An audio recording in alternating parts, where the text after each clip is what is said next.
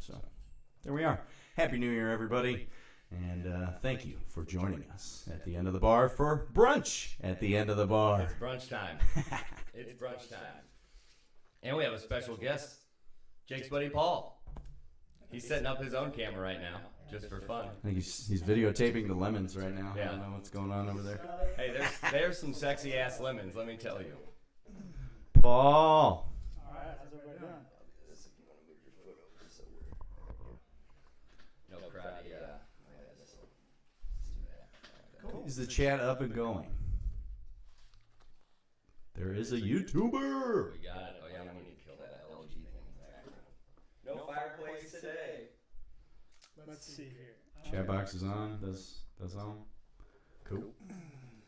Oh no, is it? It's not, I don't think. It's not. Yeah, let me see that for a second. It's a lot easier to technically work here with this.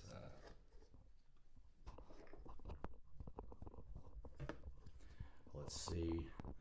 Might as well go find the YouTube and share it. There it is. Put that all the way at the top, actually. Okay. And Paul's here. Paul's here. This is Paul, everybody. There we go. I think we're gonna run the chat like that for now. We'll It's gonna see go above our how. faces. I don't know. We're gonna see how that works. How's everybody doing out there? Throw us a what's up in the chat if you're watching while I fix the chat settings here. Let's see here. We want font settings. We want to make it bigger. And then I'll shrink the box down.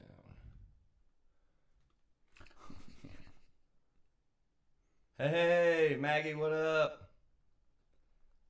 I'm going to call you tomorrow. It might go over Paul's face still. We're going to see how this works. That'll be alright.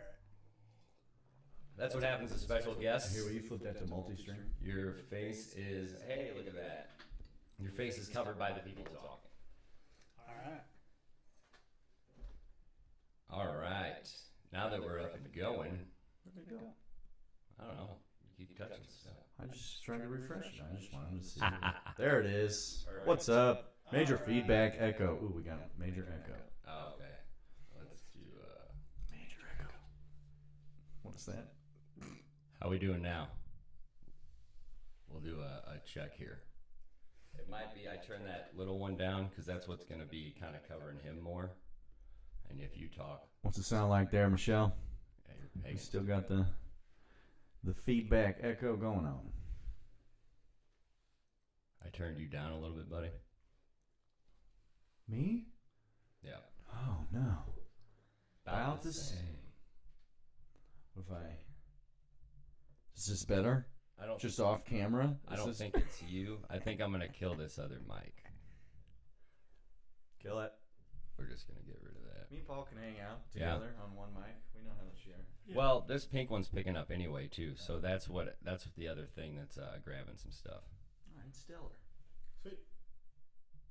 So we got rid of that. Like this, so this is picking up some stuff. We'll just move it a little closer and keep it turned down. Because that might be where a little bit of the feedback's coming from. Coming down a little, she says. All right. Hey, look at this fun thing that I worked out here. Are you guys ready? We're going to do the Bloody Mary. We can watch it while we... Hey, everybody. Welcome to At the End of the Bar Cocktail Series, Episode 3, the Bloody Mary. Now, this is my famous recipe that I'm going to share to the world to y'all here, so you better enjoy it. First, we're starting with 1.5 ounces of your favorite vodka. Honestly, you can use any spirit. Gives it a different flair. Next, oh, I faked you out. We're not doing the olive juice yet. So the first pro tip is you do the vodka and then you put the Worcestershire in there and you're looking for this nice dark deep color. And then we're going to throw some hot sauce in there. That I did 1/2 ounce. You can do as much as you like, but I do Crystal brand because it just, I don't know, it's my favorite Louisiana hot sauce, honestly. Then we do 1/2 ounce of olive brine as well. We got some fun seasonings here. So this is a salt-free garlic and bell pepper. And then the real secret is the Cajun seasoning. Well, since you can only hear the video, I didn't think that's how that was going to work. Interesting. Damn. Well, the video's on YouTube. So we'll play around with that a Yeah. little bit, and we'll figure that out. That was a new thing we were trying, and obviously we need to try something else with it. Still getting better. Still getting better. Third episode, we're learning. We're getting better. We got the chat box covering Paul's face now. It's all good. We're figuring it out. We didn't have the chat box last episode. I don't know if you guys did notice that or not. This is really cool. Are you a Bloody Mary guy, Paul? I am a Bloody Mary. I like my Bloody Marys to be as spicy as possible, though. Yes. So I like a good. It's a lot of the times what I'd love to do is do like a jalapeno infused for a while, like let it infuse in the jalapeno, and I'll even do vodka, and I'll even do tequila sometimes. Infuse both of them, and then make my Bloody Marys with that, and it is mint, sir. That's awesome. Yeah. All right, gentlemen. I'm just gonna make a batch and no booze, Jake. I'll take booze today because it's like noon and I'm not going anywhere. I got nothing to do except for be here and hang out. So I'll have one at least. Yeah, what was it? If you're gonna do the jalapeno infused vodka or tequila, also throw some garlic in there, right? Also, just throw full on cloves of garlic in there. Get some jalapenos, some vodka, whatever it is, garlic. Let it sit for a day or two, and then enjoy. For real. Yeah. Not too long though. No, you can't let it sit for too long too. The rule of thumb is that if there starts to become like a slime over the top of the drink of whatever you're making it in, whatever mason jar or whatever you use, there starts to become a slime, it's probably good to throw that out and start anew. But you're good for probably a good 3, 4, 5 days max of enjoying that. So definitely give it a shot. All right, so what do we got here? Ice in a cup. Yep. I'm gonna show everybody how to Thank you. I just wanted to make sure Appreciate it. you knew what was going on. Oh, Little sense of lost what I was doing here for a second. we're gonna teach you how to make a batch of Bloody Mary. I might just move this around a little bit. Oh yeah, you figure you out, buddy. It's the bar, baby. We just doing what we want. Campbell's tomato juice, honestly. If you watch the YouTube video, it's number one draft pick. Swear to God. Really? So if you make any Bloody Marys from scratch and you use anything other than this, it's never as good. See, this is okay. So this would be my first time with just regular old tomato juice. I normally like what is it, Zing Zang, and there's one other one. V8. No, for real. So V8's actually a solid Bloody Mary thing, or I guess solid Bloody Mary product, until you have Campbell's, because this is just thicker and richer, and it has a different flavor. Didn't know.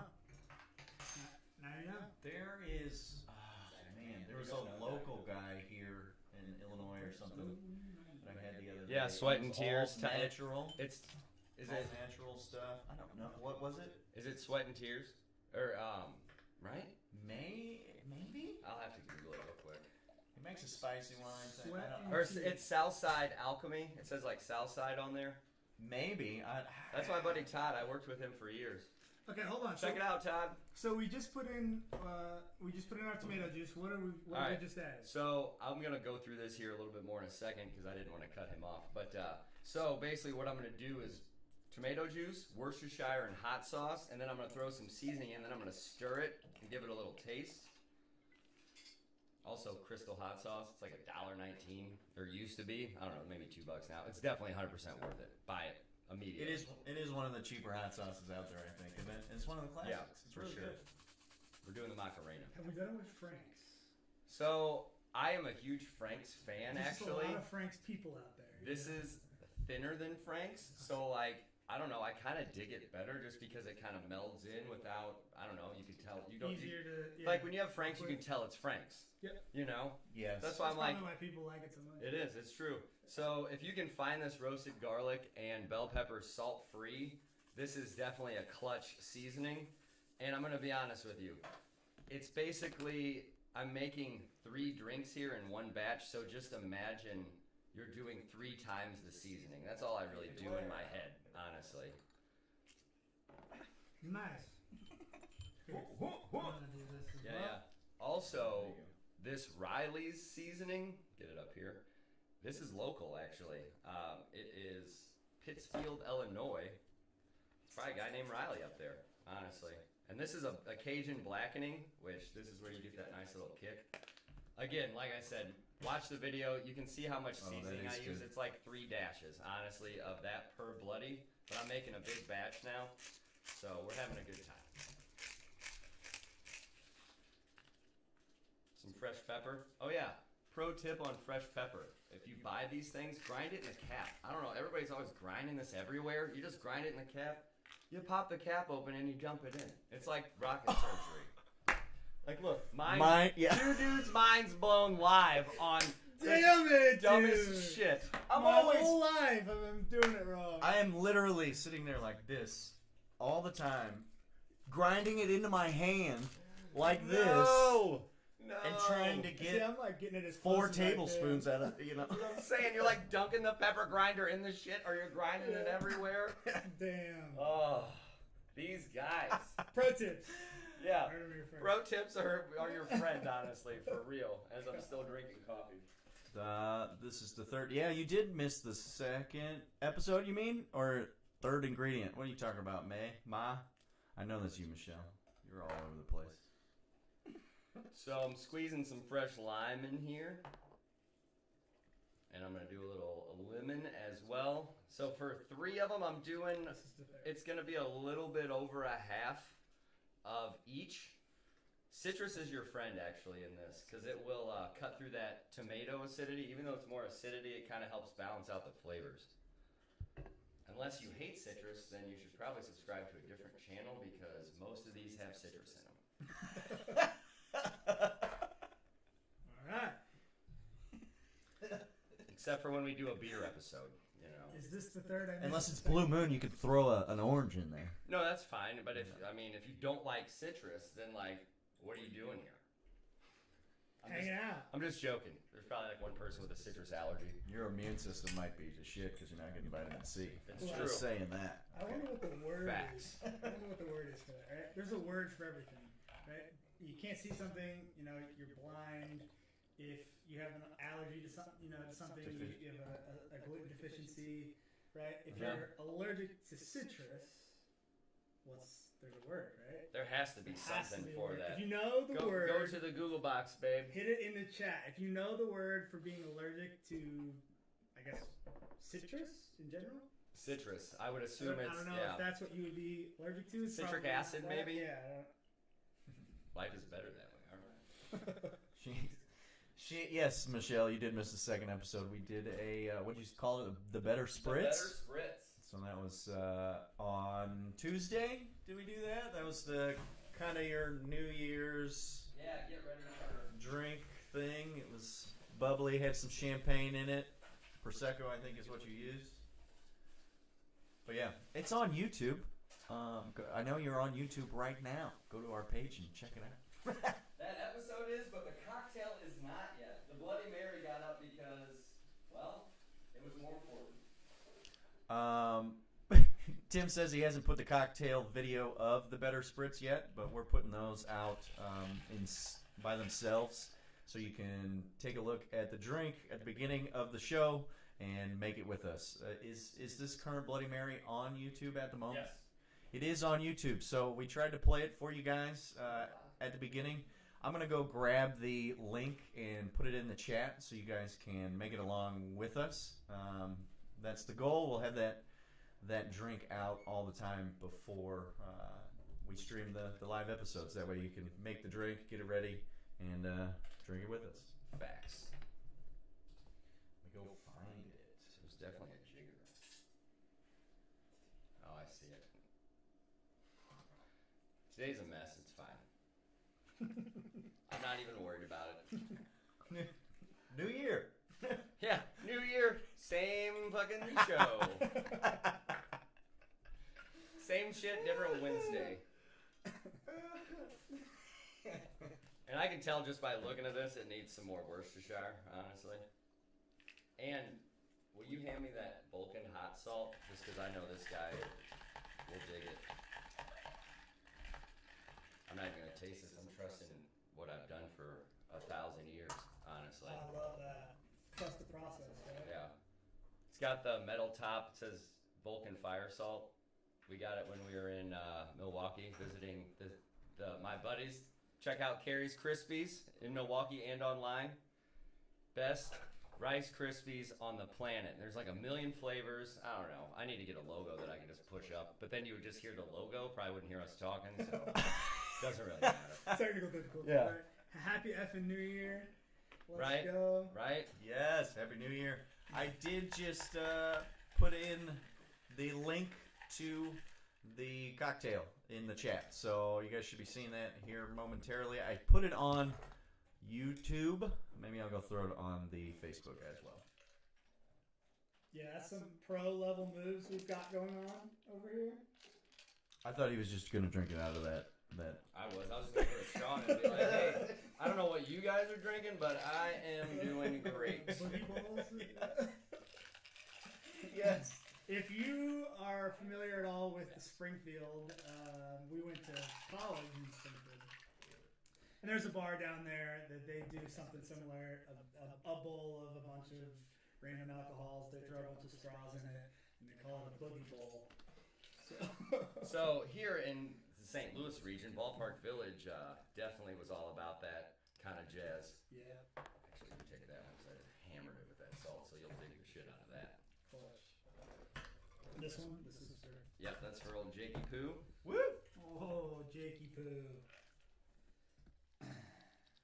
Yay! Oh, that makes me want all this way. Do you want this? No, I don't need if this. If I was gonna do it, I'd have brought the chains and the glasses and the hats, and then it would have been sweet. What up, Kaz? Happy New Year! All right. You'll actually eventually meet her, Jake, I'm sure. I was going to say, It's I don't know Linda's who Kaz sister. Roy is. It's Linda's sister. What up, Linda's sister?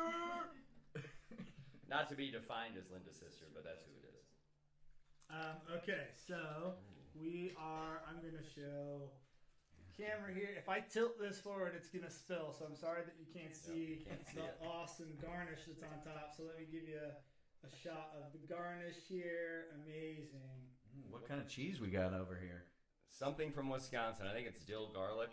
There you go. Yeah, garlic, dill, cheese curds, and smoked meat sticks. Ooh. Cheers, everyone. Cheers. Cheers. Happy New Year. Happy New Year. Happy New Year. Boop.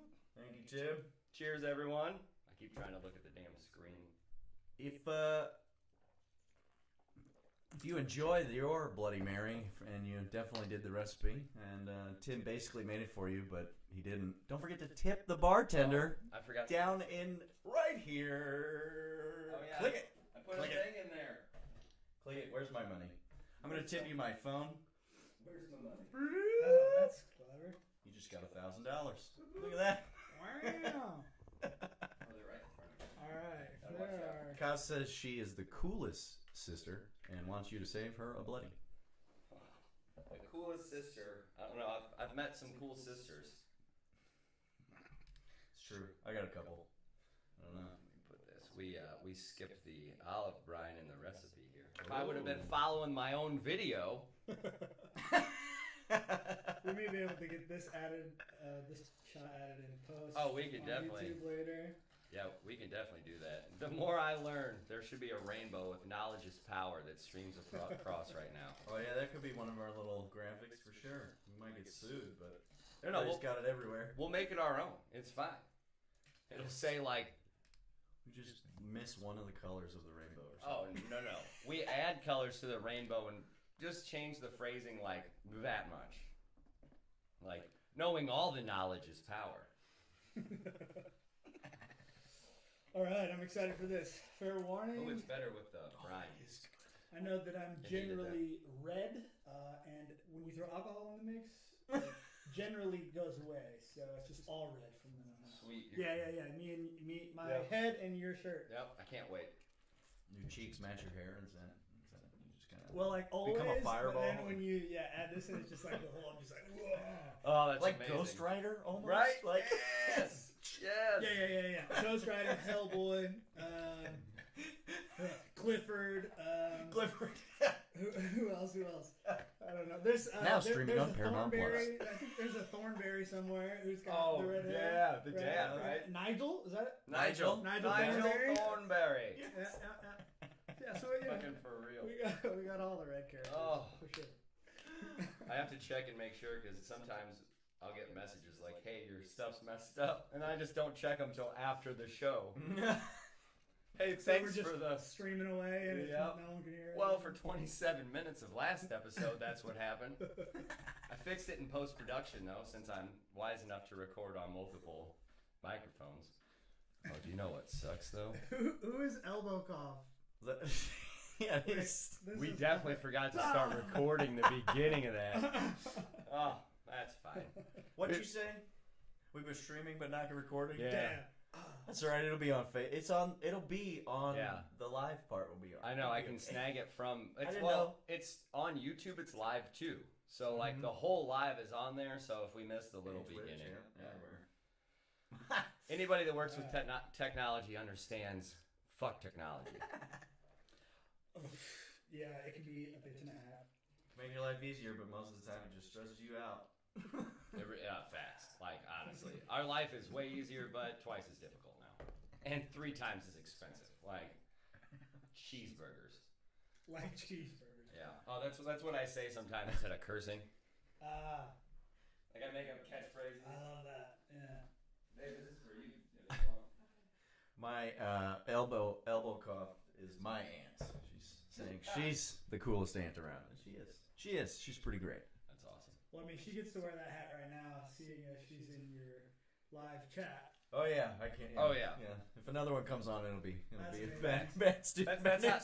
That's how Valerie also wins because she's the coolest sister in the chat right now. I mean, Linda's in there, but she's here, so I don't think that counts. Honestly, it's like she has to be in there by default. Or be like, hey, we need that one little click on the stream so more people watch. And I did find out that the counter thing is like minutes off. So don't just sit there and stare at the camera if you watch a how-to stream video. They're like, if you're doing something, just don't stare because no one's in there. And I'm like, what? I just talk to myself all day anyway. Wait, what? So the little counter on the bottom, Okay. it's off by minutes of the actual ticker. So like if people are watching there could be 3 people watching on Twitch right now and it shows us 0. Oh, I see. It's what you're delayed saying. because you have to watch for like 30 seconds or something before it clicks you in as a viewer. Okay. Something like that. So, you're just dropping in and leaving and whatever. Exactly. Then you don't show up. That's why it's like you have to constantly be talking. I'm like, well, I talk to myself anyway, so like that matters. Yeah. That's an interesting. I didn't know that. That's interesting, right? Like, I guess probably a trigger, right? What triggers you sending? What's the amount of time that it takes for whatever platform to register you as an actual viewer? Yeah, and he's sitting in because he kind of wants to do this. So it's like, I'm just throwing some fun facts out that I learned recently because, the more, like, knowledge is power. Yeah. G.I. Joe. Yeah, absolutely. I've got a little setup in camera and stuff that I'll be doing, but I guess a fun fact, we're doing the bar thing. I did in college. You knew this, but I guess you didn't. I was a bartender. They definitely don't know this. They don't know this either. I was a bartender for a long time in college and have done this for a long time. So. Oh, that's awesome. Yeah, this is cool. This is very, very cool. I'm glad to be here. I did not know that. I just knew that it was Jake's buddy, and he was interested in seeing what we did. That was the entire. And I was like, yeah, he can come down. That's all Jake told me. I needed no further information. I was like, come on down, buddy. So you guys have both made drinks, like you guys are the bartenders. I've not been a bartender at all. But I've made booze. You've before. made booze though, like, so it's literally more in depth. We got some alcohol knowledge around here, right? I'd have to say. Has anybody watched any of the game, the Fiesta Bowl? No, I have not. I was just curious. Last night's game was terrible. Oh yeah. Like Georgia and Michigan, that was horrendous. They beat them by like 30 points, I think. They were up by, I think it was 27-3 going into the half. Oh, gross. It's not even Into the worth half? watching. It's not even worth watching. This is a semifinal game for the nation? Wow. You can't be close? One of my buddies was like, yeah, well, Harbaugh sucks. So. Rough day, Jim. Rough day. All right, I'm going after some garnish. Honestly, for not tasting any of this when I made it, turned out pretty good. Well, I'm glad your recipe worked. Well, I made a giant bowl of it compared to one. Like the recipe is for one. Also, yeah, that makes sense. Also in the video, I'll probably go back and change it because it's gonna annoy me. It says 2 ounces of tomato juice. It should be 2+ ounces. Like fill the rest of your glass, basically. Because it's definitely not just 2 ounces. It's like, hey, fill the rest of your glass up after you've done these steps here. R.I.P. Betty White. That's true. That is very sad. Do you know how far she was from her 100th birthday? I know she was just about to get there. 17th is what my informant says. Wow, the 17th. It's sad. It's sad because honestly, I was real concerned that the world was going to actually end. Like Betty White said on New Year's Eve, like, nah, let's kick. The world's just like fucking split in half. Call it a day. They did on the local news last night. They did like a little spot on her, and I didn't know how early she got started in the production world. Like I only know her from Golden Girls. Yeah. You know, and then there was the Mary Tyler Moore show before that where she really kind of took off. But she had started her own production company, and like she was a pioneer, definitely in the production world, and she did TV. I don't know if she did movies or anything with that company. Maybe. I feel like when I remember seeing her, it was probably like photography too, because I feel like there was a lot of photography. Because I remember seeing a lot of pictures of her that looked like a well-produced photo, not like a off the street. You know what I'm saying? Like a professional photograph of her, because she's super pretty. Like back in the day, it was all black and white because that was like 100 years ago. Yeah. Almost quite literally. Literally. But yeah, what really blew me away, I think, is that the fact that she's in her 90s, still working, and still like brain 100% there. Yeah. And just so witty and with it until the end, I guess. Lake Placid, where she fed the alligators.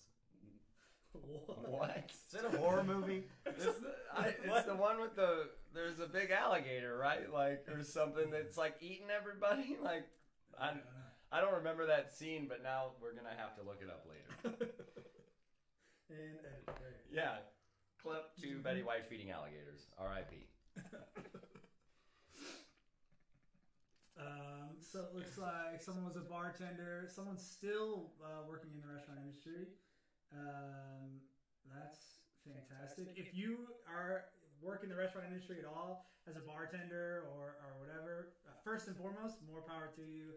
I wish you the best right now. I know it's really, really tough with staffing and whatever else. So I wish you the best. But also drop a comment. Leave a little comment or whatever. Let us know that you're working. We'll throw you some love. Yeah. You can always come see me because I'm still working every now and then at the Thaxton Speakeasy. Shout out, hashtag, and some stuff, whatever. Let's go. And whatever. Yeah, whatever. We got this full setup. Insta, Twitter, Gram feed, TikTokery. You know, the same old. That @ symbol? What? Yeah. Never figured. I was like, where are we at? We're here. I don't know. Where am I trying to be at? The A with a circle? What is that? Hallelujah. Like, they found me. They figured out about circles around letters. I don't know. I can't find the T with a circle, so I'm kind of pissed, but, you know. Okay, this is a fun fact. That, you say that, but I remember I work in tech and I do all the things, and I remember the first ever website that I ever built. At the bottom of every website, you see the copyright to so-and-so. I cannot tell you how long it took me to get that little C with the circle for copyright. Yeah. To act how I wanted it to act at the bottom of in the footer of any website. Took me way too long, way too many hours to figure that out. It's definitely way easier now, I bet. Honestly, because there's probably a little box you check, and then there's a space where you just fill in your own name or whatever. A lot of places like Wix and whatever else, Squarespace and all these web domain builders now. They've got everything. You don't need to be a developer anymore. Yeah, it's crazy. It's crazy how they've made everything so easy. Yet, it is very difficult still. Like, oh, your computer's 6 months old? Well, guess what, friend? It's not going to work. Right. Yes. You got to buy the new one. Oh, the new one? It's still too old. We got to wait for the new one. Like, our software is just not going to work with what you have. We've just figured it out. It is wild. The pace at which technology moves. Hey, have you updated your Adobe? Because they definitely asked you today. No. What? Every time I ever open a file, Adobe's like, "Hey, we would really like you to pay for this, and you need to update it and upgrade it." Yeah. Like, no, not today, friend. Not today. Use that Creative Cloud. That reminds me of like everyone who is our age knows this. iTunes. Yeah. When we were doing the iPod thing, and you would plug it into and you'd upload all your music onto your iPod, and then you took your iPod anywhere. iTunes ruled your entire computer. Yep. It wanted you to do everything under the moon every freaking 2 seconds. Yeah. It was unbelievable. I don't miss that. You know what it didn't do for us? It never bought me a Bitcoin when it was like $1. You know, like it asked me all these questions, but never was like, "Hey, bro, you got $1 for a Bitcoin?" Yeah, what the hell, iTunes? Fuck. Never did my laundry I either. know. I can't believe it. I don't know. Watch out, Alexa's coming in hot. Like they get into your garage, you just put your washer and dryer in there. I bet they'll send somebody to do your laundry next. Now, did you have a Mac that told you? Was it a Mac that you were using your iTunes on, or was it? Oh, okay. See, I had a PC, and that just kind of fucked everything trying to get iTunes on there. Yeah. I waited to get on the Apple trend till it was like the little thing I could put on my arm. So, because I was at PC and I was like, God, what is a Zune? Nobody wants that. Like, oh yeah, my parents had that. Yeah. Oh, my parents crack me up. They always get those kinds of electronics. the worst ones. Yes, the cheapest, the ones that they're not trying to make movies or anything. So Yeah. like, when they got a smartphone, it was like a flip phone that was flat. You know what I mean? Like. I do know what it's you like, mean. Okay, now you have a touchscreen. Great, but your phone can't do anything. I still see people with flip phones today. Like, not the cool ones that are apparently the new $1,000 ones. They're coming back. Yeah. People still have flip phones? Yeah, they still sell them, actually. They yeah. still literally sell them. It's mostly drug dealers, I think. Not all burner heroes phones, wear but- capes. It's true, they don't. You heard it here first. Yep. As he pulls a flip phone out. Yeah, I've got mine. Takes a Smartphone. 3 megapixel I have 2 of them. picture. I don't even have one of them not with me, but yeah. I do the smartphone. Yeah, I'm not an Apple other than my computer now because it's I guess the best. I have no idea. Whatever, Steve Jobs. Okay, I'll say this. I was MacBook Pro guy for a long time. And then recently made the switch to the Surface Pro, the Microsoft Surface Pro. He has that too, don't he? Yeah, he was the reason why I did it. Yeah. And it is every bit as good, every bit as fast, every bit as snappy, and does everything that I want it to do.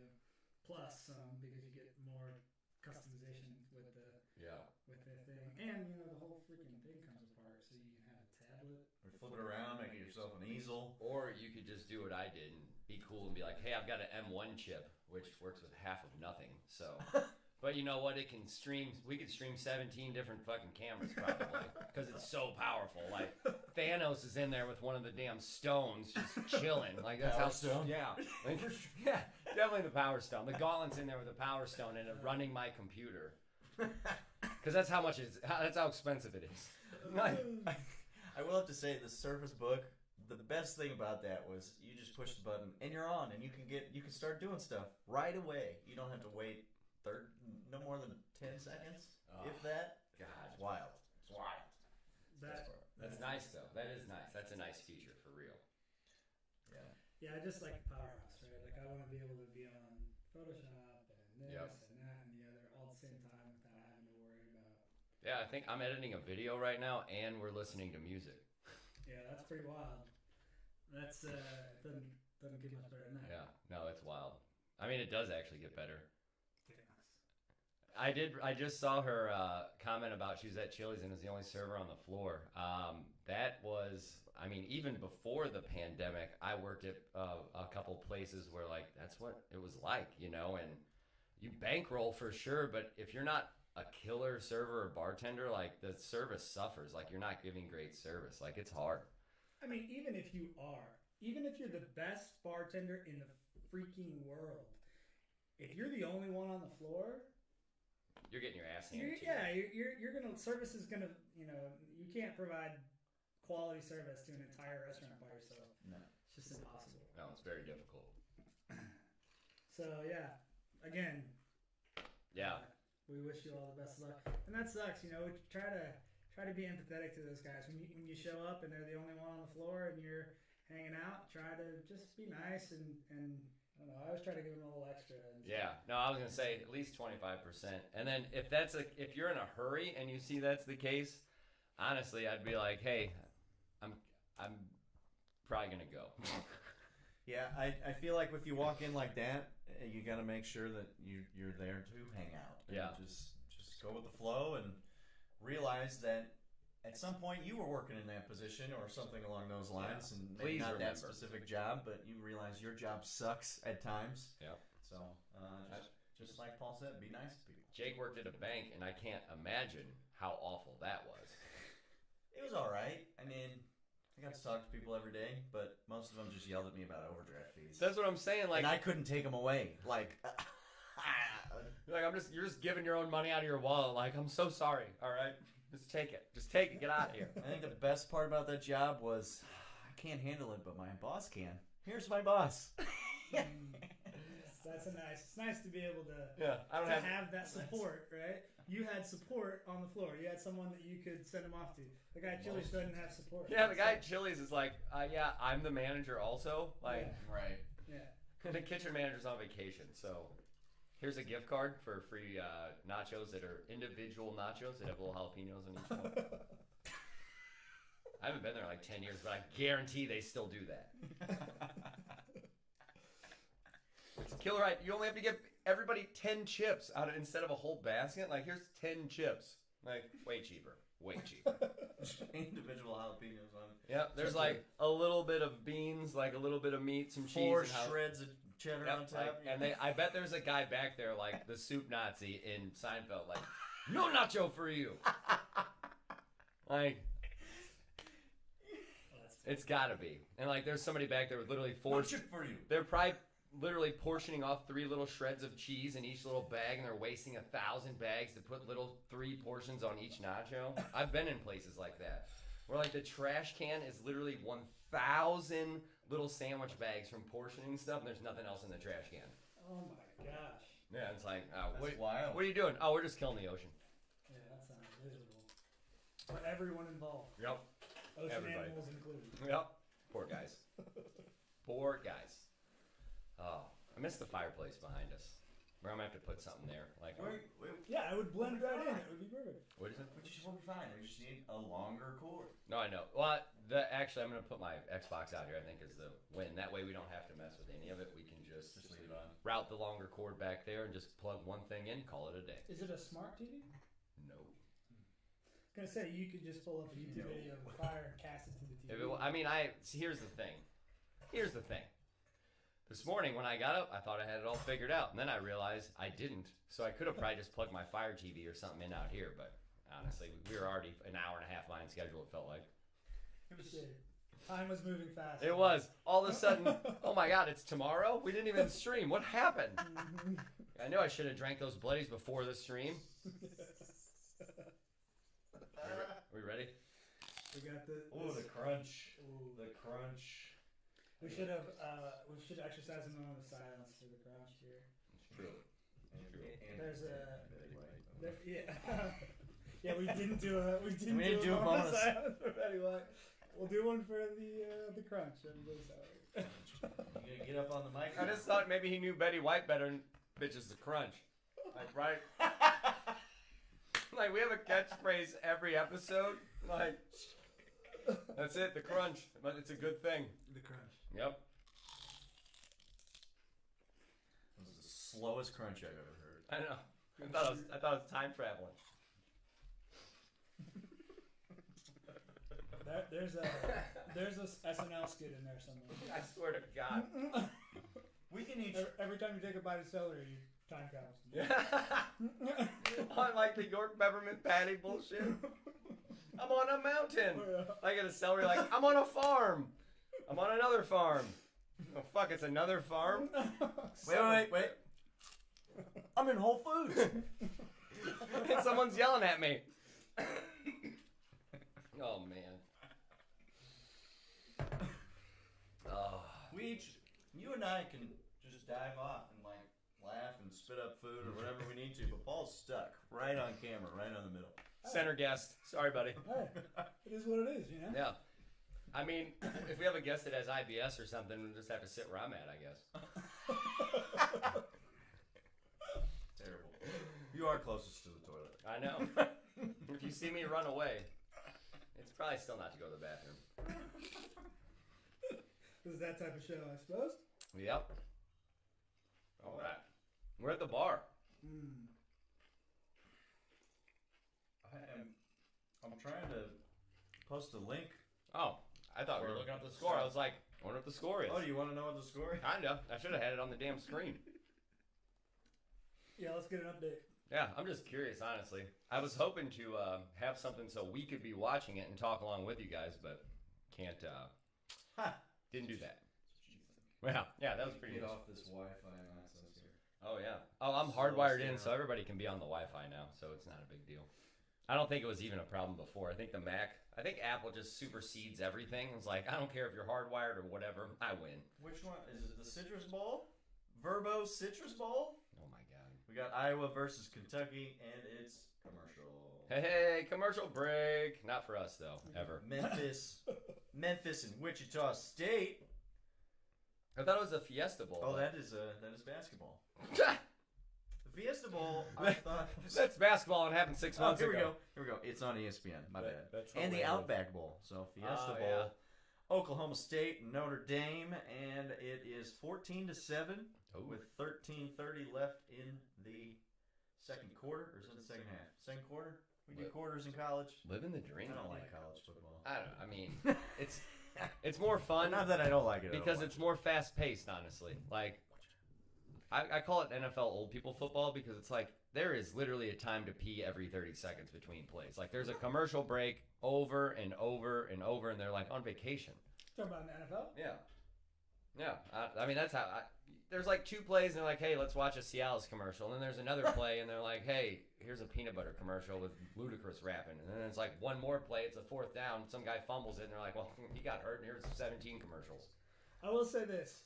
I work in tech and do some advertising. I do some advertising work for some clients and stuff. And they've gotten really creative. One of the things that I have to give credit to the NFL, first of all, their licensing ability is unbelievable. That's like their whole model. Go them for that. What do you mean? That's how they win. Yeah, I mean, that's just how they make their money, right? Like, they own certain, like, there are networks like ABC, for example, who make like 80% of their revenue from being able to stream an NFL game. Mm-hmm. You know what I mean? And the NFL holds the power to say, okay, we're going to give you these amount of games. They look at the schedule and they license out the rest of the games. Amazon just did a big deal with them to own, a bunch of Thursday night games, right? So to NFL's credit, good job on their licensing ability. They're lawyers. You can't take that away from them. But back to the advertising piece, you've seen a new type of advertising in the NFL where you've got, instead of going to full commercial, they'll pan out and they'll show a commercial on one side of the screen. Yep.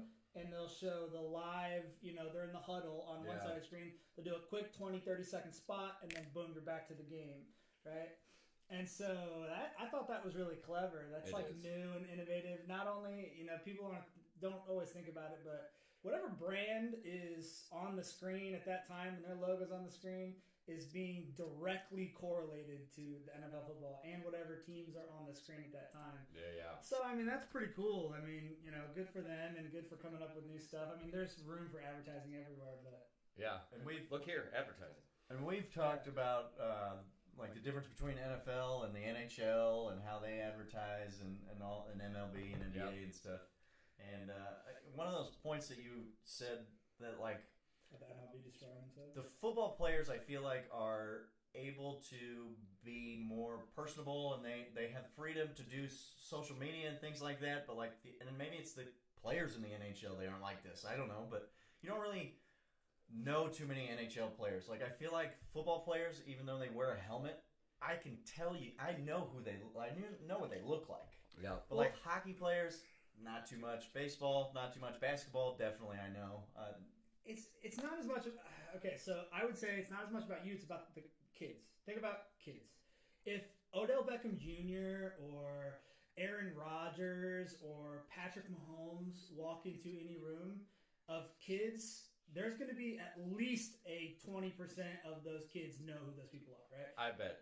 More. Well, I would say 50% because, I'm not, at least 20%. I mean, conservative. Yeah, good call, honestly. You can't be wrong when you're under. Yeah. So, Price is Right rules.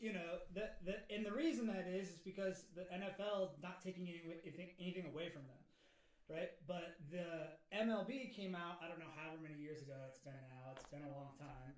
In the crutch of the wake of the internet, and they said if you play for our team and you're wearing anything MLB and you are associated with this team or blah blah blah, then you cannot post that. And if you do and you're making any money, we make all the dollars from it, right? And so all the players now can't post anything in their jerseys, can't do any of that, right? Because the MLB took that right away from them. It's part of their contract. And so they're not getting the free advertising that the players are doing for them, and they're not getting all of the free PR and the associated with this and that. And every time that those players go do a charity event or whatever, it's not as big. And so it sucks for that. It sucks for the players. Like, it really does. It really puts like a strain on them because they should be making some of that money to help out with all of their causes realistically, and it puts a strain on them. But what I was thinking about right when we started this, John Madden just passed away too. But I was looking, and did you know he was on the cover of the games all the way up until 2000? It was like 1999, and then 2000 switched, and then it started being players. Like, John Madden was the only person on the cover of every one of those video games up until that point. And then I was sitting there when you were talking about it, I was like, you know what? I wonder if the internet and all that pushed a little bit more of the other sports into the realm of famous people. Like, there's F1 drivers that are famous. Like, I don't know, when we were kids, there was Mario Andretti. Anybody else? Nope. Okay, that's it. You know, show from that. Yeah. Drive to Survive. Exactly. So now, like, all these sports and like the college kids are getting famous to where their stuff is famous, you know. And you're like, oh wow, okay, so they're definitely going to be superstars when they get into the major realm, you know. Yeah. I think that with the MLB doing that, really, I think that incredibly hurt them because it constricts their players' freedom, and I think there's so much potential for creativity and reaching other markets that the players themselves would think about that the teams, the head office or whatever aren't thinking about. Yeah. I think that's just terrible that they took that away from them. It's a missed opportunity on the MLB's part, and it shows today. I mean, it shows, right? Yeah. If you looked at a graph, and you looked at a trend of viewership for MLB over the last 15 years, it goes like this. It is. And if you look at the same graph over the course of 15 years for the NFL, it goes a little crazy there because they had some controversy.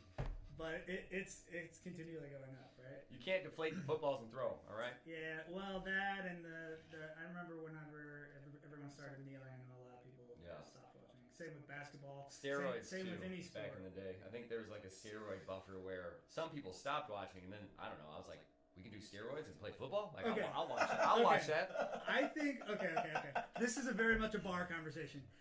There should be a league of all sports where drugs are allowed. Yep. Like all the drugs. Like All cocaine, the you can do psychedelics, it doesn't The matter. performance enhanced league. Yeah. Yes. Okay. Right? You know, Like, and for like, real. obviously, I don't know, their lawyers are freaking out right now. Yeah. But like, I don't, you know, there's You sign a waiver, it's there's like, something, hey, I don't know, there's got to be a way, right? there's a way around everything. If you can get, yeah. So just have the NFL own it, bro. it's It'll be just fine. it's just wild. Think about if you didn't have to hide it. For example, like if someone like, I don't know, if someone like Lance Armstrong or Mark McGuire or whoever Jose Canseco or didn't have to hide the fact that they were doing performance enhancing drugs, how far could they really hit the ball? Hit the ball. Yeah. How fast could Lance really ride in a race, right? And then can we learn something from this? Is there a correlation between that and like detriment to the body? Obviously there is, right? Yeah. To what extent are you destroying yourself doing that? I mean, we're all destroying ourselves, but I think it creates like well, exactly. That's the thing. Like everything we do is bad. I'm drinking coffee, booze, who knows? Yes. But like, I think the performance enhancing stuff, some of it actually helps you, but I think some of it increases how fast your cells degenerate and you know that kind of thing. So it's like a give and take, just like everything else. It's like HGH. I'm sure that's phenomenal for everybody, but you get giant foreheads and stuff. So like, all of a sudden you're an alien walking around like Peyton Manning. You still get Allstate commercials, but like you look goofy as shit. Like if we ran out, if we didn't have a projector screen, I'd be like, Peyton, bro, we're gonna paint your forehead white. Can you come stand out here for the day? Like, I need a projector screen because his forehead's so damn big. I'm dead. I think if they had this league where you didn't have to hide it, I think that would also open up a scientific world, where they're doing it monitored by doctors and things like that, where they really do it safely almost, or even better than trying to hide it and getting shot in the ass in the locker room or whatever it is. I think that would be a very interesting route to go. Oh, yeah. Like they got the XFL or whatever, the Arena Football League. Just let them do it. Beef it up a little bit, You couldn't allow it in the current leagues, right? Like those still have to be the premier leagues, and inevitably those are going to be the leagues that people follow and do the most, and that's where you want your kids to go and all the things. And I guess having a league like that doesn't promote good sports for kids and stuff. No. So I don't know how that would look, obviously, but 21 and up league. It's an interesting thought. I mean, if nothing else, it's an interesting thought. We all went to school with the people that would be successful in those leagues. Like, honestly, you know them. They'd be like, it's kind of I'll do anything. Because if you said, hey, I'll give you free steroids to come play football, I'd be like, well, free? And I get paid? Like, all right, fine, I'm in. I think it'd be fun. Like, not that I do it now, but maybe 15 years ago? When we were younger and actually, like, I don't know, cared what people thought. Like, honestly, now it's just like, I'm good, whatever. It is what it is. Heard that. But, like, back then, you get the kids in, like, high school and fresh in college and stuff, and it's like, you could probably be like, hey, we'll give you $50,000, come here, and you can do all the drugs you want. Everybody knew the guy that would say, hell yeah. It's like a jackass moment. You're gonna pay me to do drugs and be on TV? I get to be famous? Like, come on. Where the hell did all of our chat go? Yeah, it would what are you looking for? It'd be interesting. Our chat. We lost some chat. refreshed back to the beginning of the chat. Can you scroll down? No, that's what I was just messing with. Did you click over and back? Mm-hmm. Huh. We lost all of our YouTube chats, and that's where a lot is coming from. I think Yeah. How long ago did you say something, Linda? Heard the Kurt Warner movie is fantastic. New Kurt Warner movie. Is that a real time comment or is that an old comment? I haven't seen that one yet. I don't know. Cos Roy? Yeah. That's Linda's sister. Okay, Valerie. Valerie. She likes how I say her name, so I always try to throw it out there. Movie is fantastic. I didn't even know that there was a new Kurt Warner. Oh, it's American Underdog. Yeah. It's about like him starting off being in the grocery store and then going to the NFL and winning the Super Bowl and I actually listened to an interview with him on Ed Milet's show where he talks about it's really interesting because I know him as the guy who won the Super Bowl and then thanked God and handed out his player cards with Bible verses and stuff, and whenever he would sign, he would put a Bible verse right under his signature.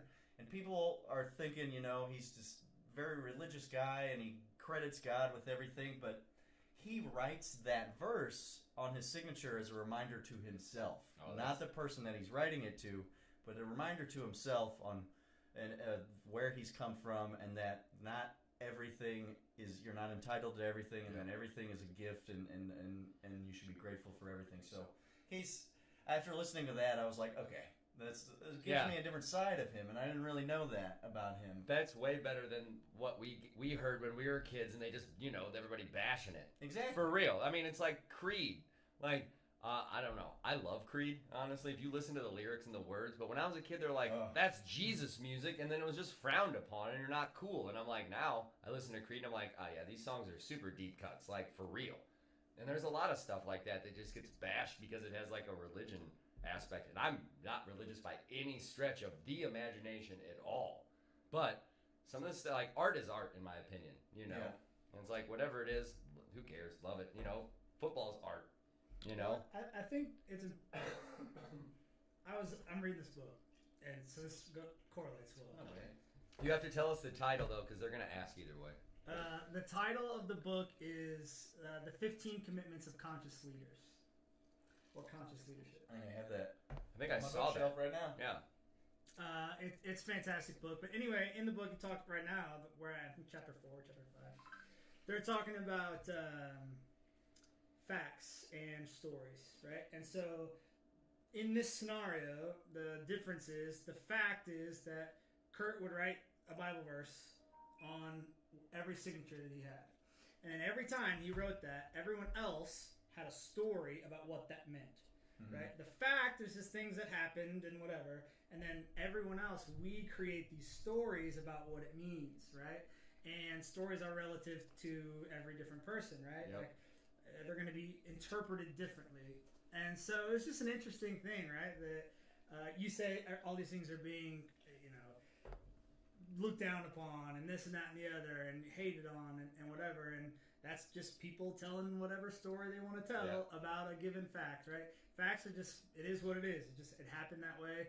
The fact of the matter is that I'm holding this in my hand right now. That's provable. Right? It's provable. It's just facts. It's being recorded on camera. Now, how you feel about the fact that I have this in my hand, that's your story. Right? I'll edit it. Don't worry. I'll change the whole perspective. I'll make him look terrible. It's fine. Right? So I mean, it's just the stories that you correlate to those things are, what we think should be right, and you go your whole lives listening to other people's stories and then taking those as facts when you're misinterpreting facts from stories. Yep. Well, and what you believe is your beliefs, and in order to waver that, you got to show people different facts and prove things to them, because if not, they'll never get or understand. And it's like, it's the same thing. They'll believe whatever they want to believe, and they can see me holding his drink, but they're like, no, he's holding it. And I'll be like, yeah, if you can make everyone else believe that, then that's all it takes. Yeah. The point of the whole thing is to kind of bring up that in the book, the theme of the whole book is that leaders are curious, and that you don't know my story, and you don't know what I'm doing or what I'm going through or why I'm holding this, right? Yeah. You tell yourself whatever story you want, but at the end of the day, it doesn't change anything, right? You look at me and you make up whatever story you want, but those don't always represent the facts. Correct. So, cheers to the facts and being curious about what that might mean, right? Being curious about the story, right? You having a story and then saying, well, what about the other story? What about someone else's point of view? What about this person's point of view? Well, just always being curious about that. Curiosity got all of us sitting here right now. So, like, honestly, they say it killed the cat, but like, I'm a dog person, so like, F them cats, bro. We're getting a God's Not Dead. Watch that. Oh, I have heard that's good. God's Not At Dead. Zombie. Okay, getting some tags here.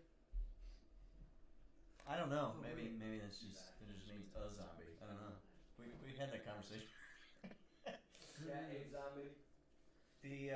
I do not know which verse he signs with, but I'm pretty sure that's probably an easy thing that we could look up to figure that out.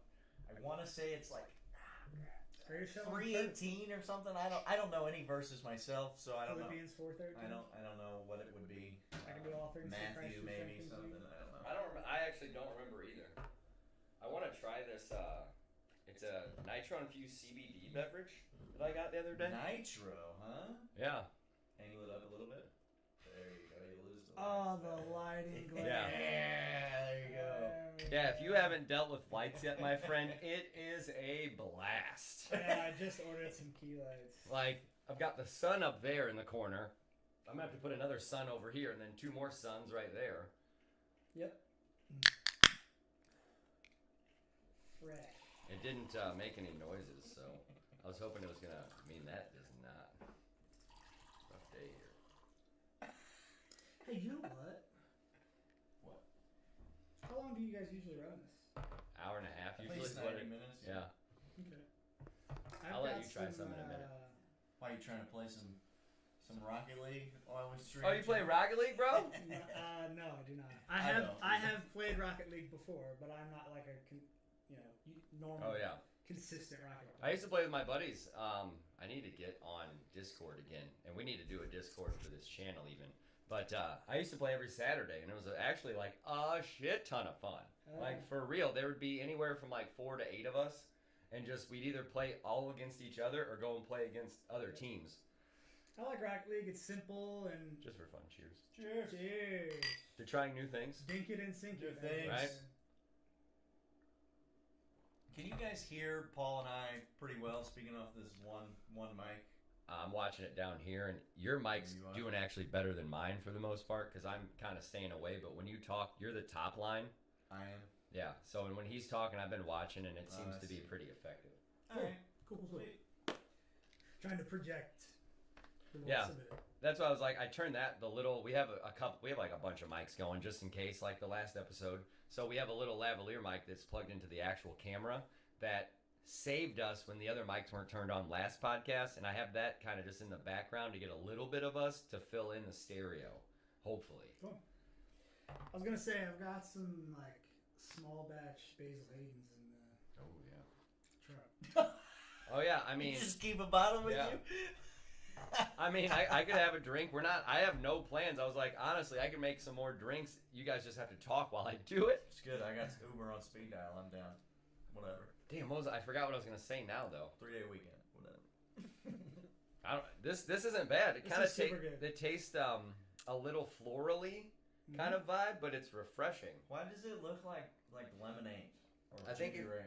So it's nitro infused CBD beverage, 25 milligrams CBD, 5 calories, natural caffeine, which we all need.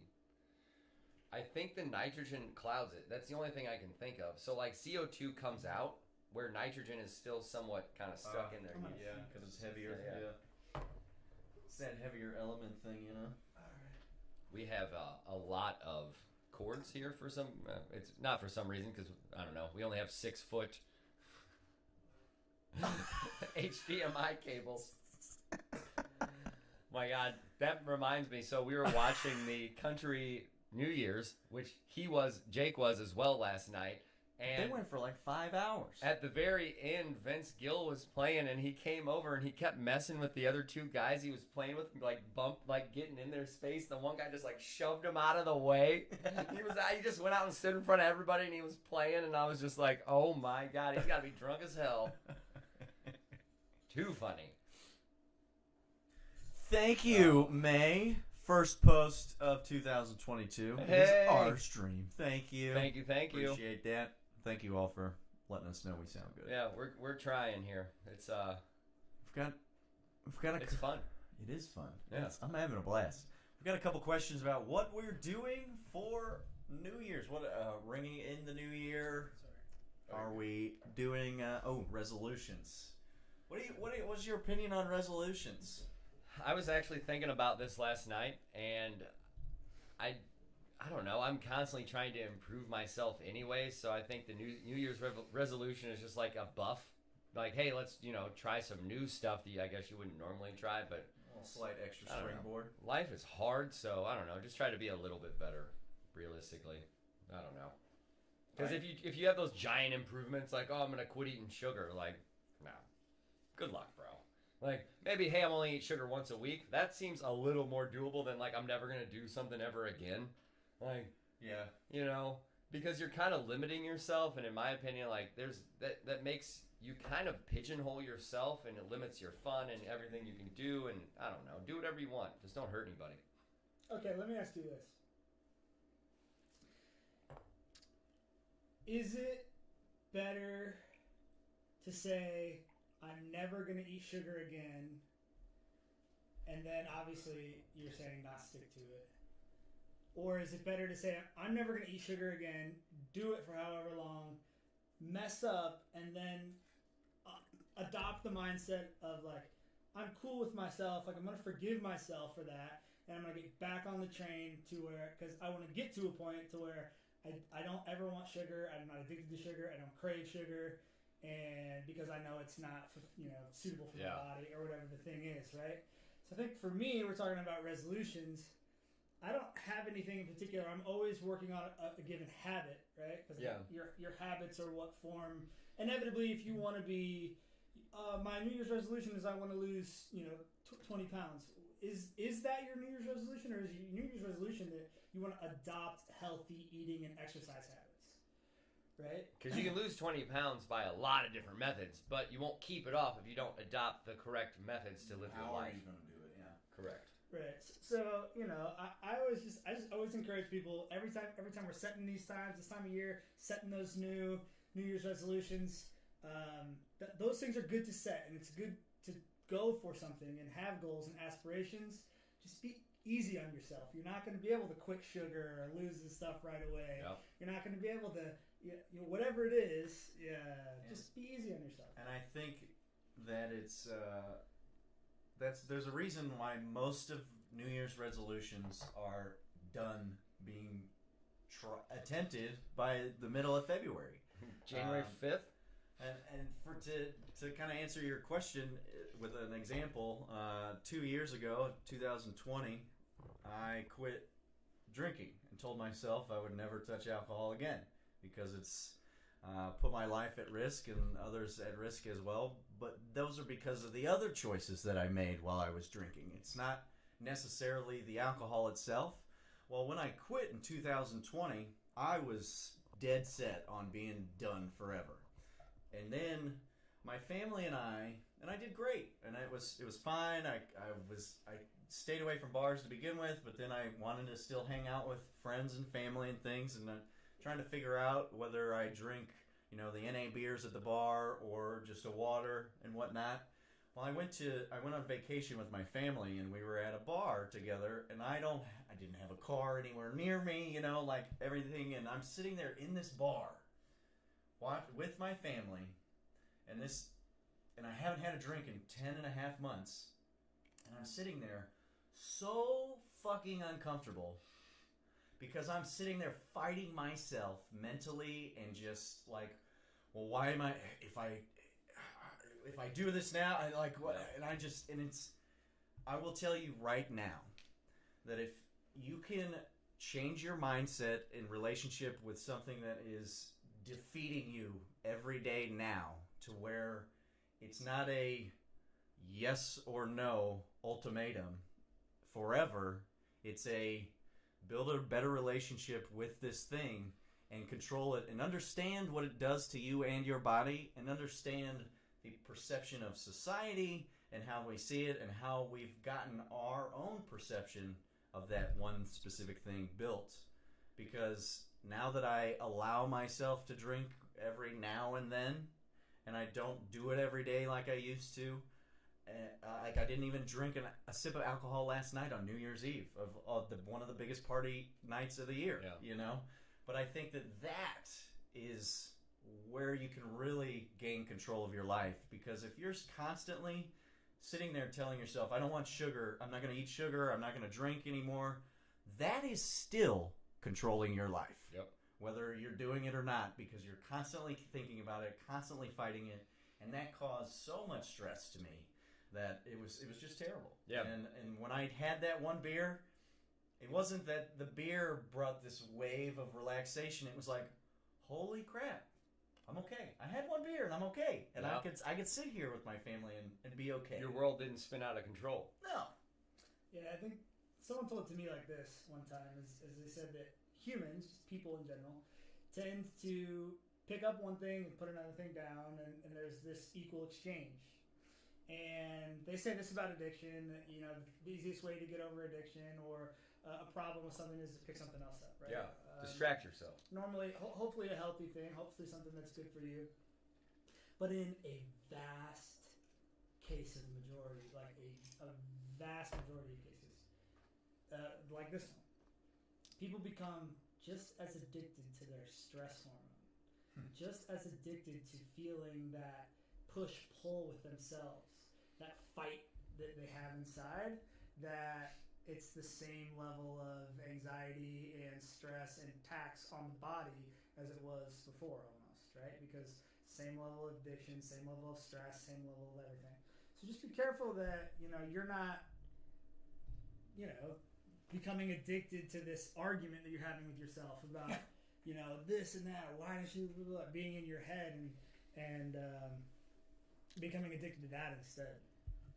You know, Like, you just let stuff live rent free in your head. Like, just because you're not drinking or whatever your vice is, like, even people, like, if you dislike somebody or have poor feelings against somebody, you're still just thinking about it. No matter what it is, you're always just thinking about it, whatever it is. You need to get rid of those thoughts. Just like tell yourself, like, this is useless, because if I'm not drinking or eating sugar or whatever, or eating clean, like, if you're thinking about doing it all the time, it's still affecting your life. Yeah. And you have to understand that it's really about the war instead of the battle. Like, if you're like, I'm not going to eat sugar, and then you have sugar once a week, you're winning the war, but you lost that one battle. Turns out you can't win them all. You really can't. It's physically impossible. Like, I fail every day all the time. Like, and then I win one, and you're like, God damn, really? One? That's it. And then the rest are failures again. And then you got to win that one. Like, you're just pushing to win that one. So you just have to keep winning one, and then win two, and then win three, and just try to do it as long as you can. And then understand, like, hey, I did great for this last week. I should have something that I want, you know? And just don't eat a whole pie or drink a whole fifth of booze, or, you know, like, whatever it is. Moderation. Don't let it have control over you. Yeah. I mean, Moderation is key in life, no matter what it is. Like, it really, that's how I look at it. Yeah. yeah, just a little bit of heroin. Yeah, a skosh. And I don't know, from the ZZ Top documentary that I watched, Eric Clapton sniffed it, so if you sniff it, it's not going to kill you, I guess. I don't know. He's still alive. He's kicking. Tim let his hair down. They are I loving the locks. I know, I saw Love the Locks. I wanna say something real quick. I know I see that we have some people in the chat talking about this, that, and the other, and I just want to remind you that there are facts and stories, right? And so the fact of the matter is that maybe I have a problem with this, whatever it is, and then anyone else's thought about that is just the story, right? So if you're hearing something and you're thinking that you're correlating that to someone in your life that you know, that's my sister or my brother or whoever, just remember that maybe that's the case. But I encourage you to just be as curious as possible. Maybe that's not the case. You know, maybe it's something else. Maybe it's a different story. So yeah. But I saw that in the chat. So And I think to touch on the story too, we have to realize that we not only are other people making up a story about what is going on in our own lives, we are telling ourselves a story. And whatever that story is, take a step back and realize you can always tell yourself a different story of your situation. And that's exactly what I did. I thought I had a problem with alcohol, but it was my problem of the relationship that I had with the alcohol. It was you just got to change the story that you have with your own life. If there's something that you don't like about it, you can change it, and then you can change how you see it first, and that's how you change it. hey, Jake, what's paradigm? Paradigm. Okay. Like a paradigm shift, you mean? On those, along that kind of paradigm? Yeah, Like Manifest Destiny? No, kinda. So what I mean is, if you haven't picked up on this yet, this is what I love. This is what I'm kind of passionate about. I study and read about. And that's why we're good friends. Yeah. But Best friends. essentially, Ex-roommates. essentially, We'd still be roommates. Alright, I'm done. if you are constantly creating a certain type of story, right? You find yourself in a certain pattern. You're always repeating it time and time again, right? And you're always telling yourself the same type of stories. You've met these people. There are people that are super negative, and they always have a negative spin about every single thing that's happening. Right? No matter what it is, they find a way to make it negative, right? This is because they're telling themselves negative stories. And the reason that they're telling themselves negative stories is because that's coming from their paradigm, right? A paradigm is the lens through which you see the world, right? So imagine a camera, right? You have a camera here, and if you want to take a specific kind of shot, a headshot, right? Then you're going to use a specific lens to capture that shot. But then you could take that off the camera, put a completely different type of lens on, and get see a totally different picture. see something completely different that you never would have seen with the other lens. And so if we're talking about changing our stories and, you know, maybe not falling in the same patterns and some of the things that you normally do, the first place I would look is to start learning about what it means to shift your paradigm and see the world through a different lens. That way you're not fighting yourself. You're not seeing the world through the negative lens, and then after it's through the negative lens saying, how can I fix myself, and try to fight yourself this entire time, just like we were talking about just now. Instead, just shift your paradigm, shift the way you see things, and you have no choice. That's just the way that you are now, right? It's not you have to fight yourself or this, that, or the other. It's just I chose to shift my paradigm. I chose to do the work. It's work. It's work. Oh, it's But, work. It's You work. know, if you can do that. You got something to say? Oh, I was just gonna say, it really is how you view the world, because people are like, oh, they're out to get me. The world's out to get me. The world is what it is. You have to conform to it and live by it, but you can live in your own way as long as you understand the little bits that you have to do to, you know, fit in, or however you want to view it. That's how I look at it. Because I, by no stretch of the imagination, fit into the majority. I live on the outside, but I do just enough that I fit into the majority when you look at me, kind of thing. Like from the inside looking out, I look like I belong here, but like I really don't. Like I'm weird. According to, okay, so this Like, will be for real. this will be a fun exercise. According to who? Exactly. That's the thing. Like to me, You fit with the majority according to who? no, I don't. Like according to me, I don't, but I appear to According to who? everybody. According to you? No, don't fit into everybody. it. But maybe not. Maybe according to Joe Blow across the street, you don't fit into that majority at all. He's got a Confederate flag hanging up, bro. I don't want to fit in with him anyway. He used to yell at the neighbors. Yeah, Joe Blow's an asshole. This is a real story. It's gone now, but I watched this dude. He had a flag hanging up for years, which, I mean, do whatever you want to do. I'm not a supporter of that sort of whatever, but this is how I look at it. You know, he literally had to be terrible. He kept yelling at all the women when they get out of their cars, like for real, like, "Hey, what are you doing?" And then he had a girlfriend, like there, and he threw all his girlfriend's stuff off the second balcony, like at least 3 times since I've It's your lived here. neighbor. Yeah, across the way though, like not direct neighbor. Like I can see him across the way from the parking lot. We're gonna try this. I don't know. I got it just for fun. So if you've ever had Martinelli's apple juice in that little goofy TikTok bottle, Wait, this is their sparkling cider. So this is my childhood. it had to be good. Like I've never had this, so I'm gonna mix scotch with it because Hold on. who cares? You've never had this? Not this this I'm gonna make brand. scotch with it because who cares? My mind is blown. I've never had this Wait. sparkling cider ever. Hold. Yeah, there you go. I was like, Not, I'm not what leaving about your house. the grape juice and shit. Oh yeah, like the sparkling grape. Well, I just drank when I was a kid. Like they're like, here, it's cheers. Have a booze. Like it doesn't So matter. that's how you got started. See, This my parents was Okay. cool. Like I would have one. They'd be like, "Yeah, sure, you can try this and whatever."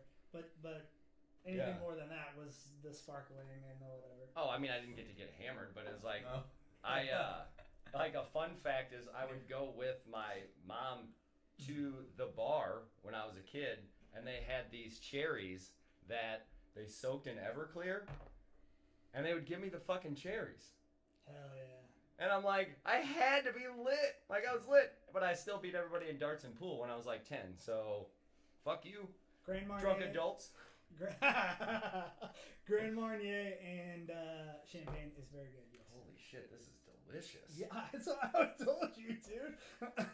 I didn't put scotch in it yet. I'm gonna just have a little bit of this. The real quick before we move on from the topic we were just talking about, I think a big thing that helps with that paradigm shift and perspective shift is getting some other perspectives and seeing that side of things. And a big thing that's helped me is reading a lot of books. And there are 2 books that started my personal development journey, kicked it off. First one is Mindset, one word, by Dr. Carol Dweck, Dweck. And that helped me to just realize that really you control your mind. And you can accomplish anything. You just have to set your mind to it. And 100% then responsibility. 100% responsibility. Extreme Ownership by Jocko Willink is a great book on that topic. If you read that, he's an ex-Navy SEAL command team leader. But he basically says that everything in your life, if you take accountability for it and 100% and realize that you put yourself in those situations, then you can get yourself out of them. Yeah, that's pretty much it. I love that because it's removing the stories that you have told yourself and looking at the facts for what they are, and then just taking full accountability for those facts. Like, those are my facts. Those are mine. I own them. Yep. And, and going from there. Like my perception is in my life is I have a bubble, all right, and I control everything within this bubble. And in certain situations, the bubble is way bigger. In other situations, the bubble's smaller. You have to control the fucking bubble. Like if you, It's your bubble. It's your bubble. If you let someone else's bubble infringe on your bubble, that's your fault. Like it's not their fault for infringing on you. It's for you letting your weak ass bubble be weak. You let their comments get into your head, and you're believing them. Yeah. You don't have to believe what they say. Ever. It's not other people's words that will destroy you. It is your words that you think about yourself that will destroy you. So if you can keep that negative thoughts out and understand that they don't know what the fuck they're talking about because they're not in your shoes. They didn't put You're the work in. only person that knows where your life is at and how you got there. And you just have to own that part. The other book that I do want to mention real quick, just going off of what Linda said about the negative person and toxic people in your life.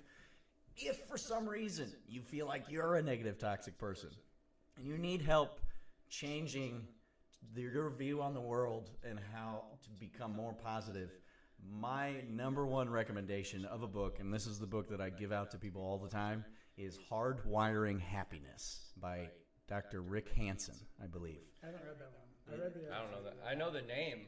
He has a few books. He does. as He far just as wrote personal Resilient or development. Yeah. something like that. I have that one. I haven't read Is that he on one. Rogan? Potentially. I've seen him Sure, either. he Well, could be. I also watch. Everybody's on Rogan at one I'm sure point, we all but three. us. I'm on YouTube all the time watching certain channels of personal development. It's mainly because they have cool people they talk to, and I'm interested in the author, whoever it is, because I honestly I can't think of the few people I watch, but they kind of dive into alien stuff a lot, but they also have real stuff too. And I mean, I watch Russell Brand just because he's hilarious, because he talks about all the ridiculous stuff. But I'll have to look up, because one of the guys, I think he's Indian, I believe, that I watch, and he always has usually two guests.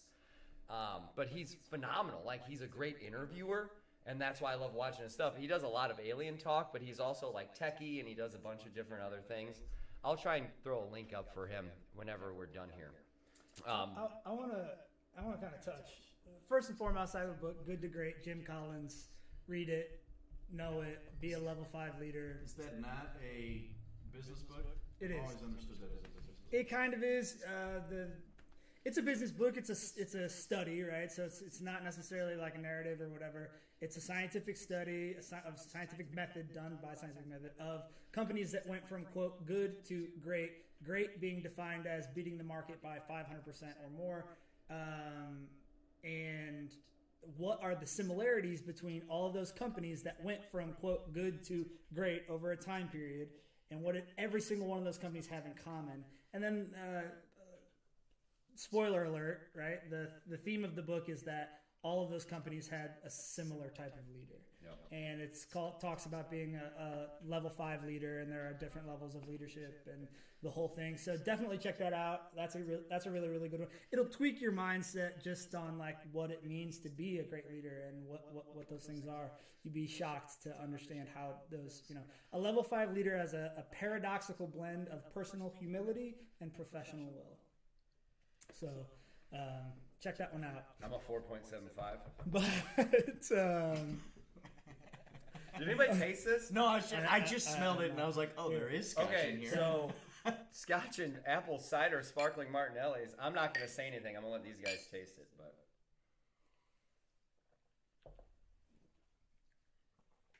all right, fellas. We're not drinking anything else. Never again. Like, fucking ever again. Like, only this on the podcast for the rest of my life. Holy shit. Like, what the fuck? Yeah.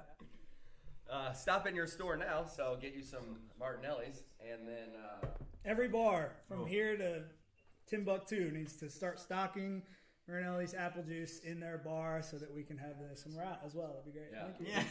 this Aaron Malt Scotch, honestly, I think is like $35 or $40 a bottle. It's not bad. It's super easy drinking. All right, so I wanted to point something out. I wanted to just bring this up as a thought, right? This book I'm reading now is the 15 Commitments of Conscious Leadership, right? Of conscious leaders. And so that what they do is that, let's say we have a conference.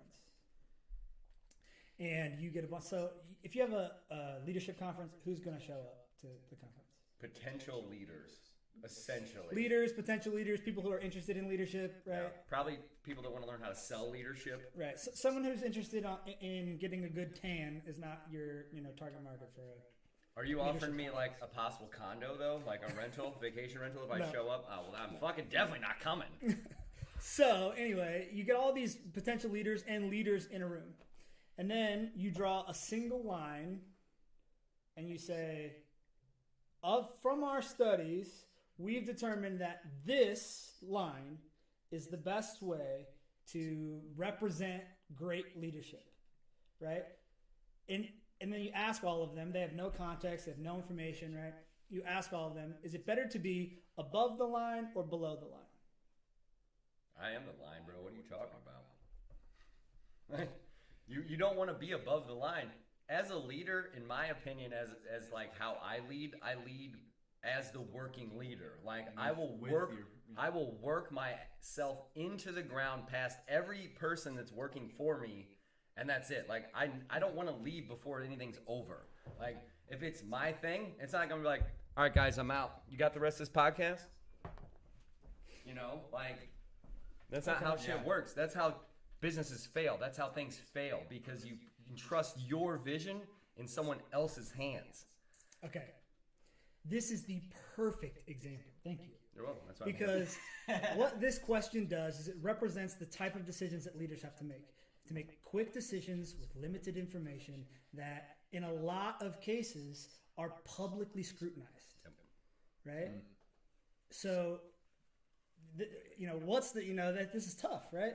So, there are two ways to think about it. The thing is to say that the whole point of the book is to say that above the line means that you're being conscious and you're practicing the things, and it's a state of being, and so you can shift in and out of being above the line than below the line. You can do anything above the line. I can have this conversation with you, and I'm going to choose to have this conversation above the line because I want to be conscious with you. Oh yeah, you think you're better than me? I get it. No. I'm messing with you, bro. Not even a little bit. You think you're better than me? No, I'm curious, right? So, the part of the premise of the book is that you're thinking about things below the line differently than you're thinking about them above the line. And one of the things is that below the line, you're thinking things are happening to me, right? Yeah. And above the line, you're thinking things are happening by me. Yeah.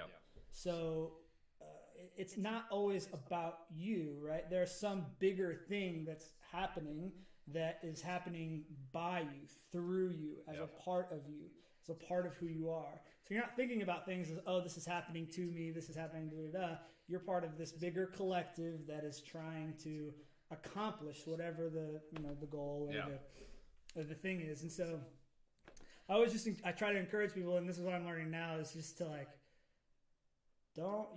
this goes back to knowing your why, right? Why are you doing anything that you're doing? But don't think about necessarily that everything's happening to you. It's just part of things happening by you. Yeah. The world is in constant motion with things that you have no control over, and most of the time those things don't even affect your life. Yeah. But we find ourselves stressing out about them anyway. Like worrying, wondering, wasting time, thinking, doing all this thing on irrelevant, irrational things that have nothing to do with you.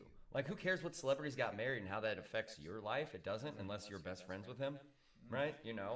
There's a lot. But it goes back to spending your time doing things. It's like this healthy, if you worry about what other people are doing, it's not healthy because you are not in control of that. Like, the way I look at it, you can only worry about what you're in control of. And You're not in control of the sun or the moon or the weather or any of that shit. Or anybody else. Exactly. And if you are, that's illegal. Stop it. I would touch on a quick example. My dad, we got a new dishwasher because we have Fiesta ware, and those plates are heavy as shit. What's her name? I'm joking. I kid. Right now it's me and Dad. Yeah, I know. That's what I was like. Go on. Who wears the apron? We got a new dishwasher, and it long story short, the electrical wasn't right and whatever, and we aren't getting one until the 5th of January, and we haven't had one since before Christmas. And you're like, we don't even need one now. It's fine. And Dad is staring at this thing, and he's like, I don't even know what it is. I just know that something's not going to work right. It's just our lucky that something's not going to work right. And I just looked at Dad and I just said, you are stressing yourself out about something that may never even happen. And he goes, oh, that's a really good point. And I was like, I know, I live here. You should talk to me more. Yeah. Mic drop there. Drop the mic. I am your son. Ask me questions. Perfect example of patterns and Yep. and paradigms and being in that same cycle of thinking that things are just always happening to you. Well, people get hung up worrying about all that stuff that it doesn't matter. It really doesn't. If a meteor hits this planet, I'm not Superman, so I can't fly up and stop it. So also don't work for NASA. Also don't have a giant telescope to look for it. So sorry guys, you're on your own. Yeah, it's tough, right? This is something that I haven't really dove too deep into, but it also begs the question: where's the line? Yep. Right? Because there's this concept of groupthink, right? Or what is it? Stand by something or never. I forget what there's a word for this, but essentially, you're in a group of people. You're in a large group of people. Let's say a large group of people all experiences a theft, or maybe let's just call it a homicide. Herd mentality. And there's all these people around, and everyone adopts the mentality. Well, there's all these people around. Someone must have called the cops already, and no one calls the cops. I got another example with my dad. Because they all think that someone else is doing it. Yep. Right. So to your point, it's you're not in control of that situation. Nope. There's not, you can't do anything about what just happened. But there's also this okay, well, where do you take responsibility? Not even necessarily responsibility, but where do you just do the things that is the right thing to do, and so on and so forth. So it's a muddy waters. This is where I feel that this internet society is ruining things, because in that situation, let's say there's 10 of us in a, on the side of the road, just in a parking lot or whatever, and you see a homicide, somebody get hit by a car. Do you think we're all just going to stand there? We're going to converse. We're that's what I would do. I'd be like, hey, let's everyone get together, because let's make this a lot easier, because the cops are going to come. They're going to talk to all of us. Yeah. Let's get this easy and make this whole situation easy. Yeah. But I think a lot of situations, people would just leave or just stand there. You know what I'm saying? If there wouldn't be a leader type of person to kind of be like, hey, we just saw some shit, everybody. We need to tell them what happened. Yeah. Just because it really does make everyone's life easier to have someone like that in the group. Yeah. Excuse me. I don't think there's anything wrong with multiple people speaking up. No. So this past week, holiday, whatever, our trash is Thursday. We put our trash out and our recycle bin. Trash got collected on Thursday. Recycle didn't get collected on Thursday. Didn't get collected yesterday. My entire cul-de-sac still has the recycle bins at the end of their driveways. And I looked at Dad, and I was like, he was like, does everybody still have theirs out there? And I go, yeah. He goes, oh, yeah, I'm sure somebody's already called. I don't need to. What if nobody's fucking called yet? Somebody. What if the recycle I'm just people okay being that guy that does it. Yeah. Every time. Fuck it. Fine, I'm the third guy that did it. They're probably just on vacation. They're just not getting your day. They probably put a note out that said, we're not getting your recycling this week, but they sent it to the 3 email addresses that signed up for the recycling email. So no one got the email. That's all it is. They're probably just hey, we have 7 employees, and they all said, fuck you for Christmas. Right, yeah. Yeah. Okay, here, this is a completely different topic. Perfect. beat this one. It's related to an extent, right? But I've had this conversation now at the bar in Kansas City like a few days back. I've had it at lunch yesterday or the day before, and so I'm curious what you guys think. I'm just curious. There's this job shortage, right? And a lot of the time, this shortage is with low income jobs, right?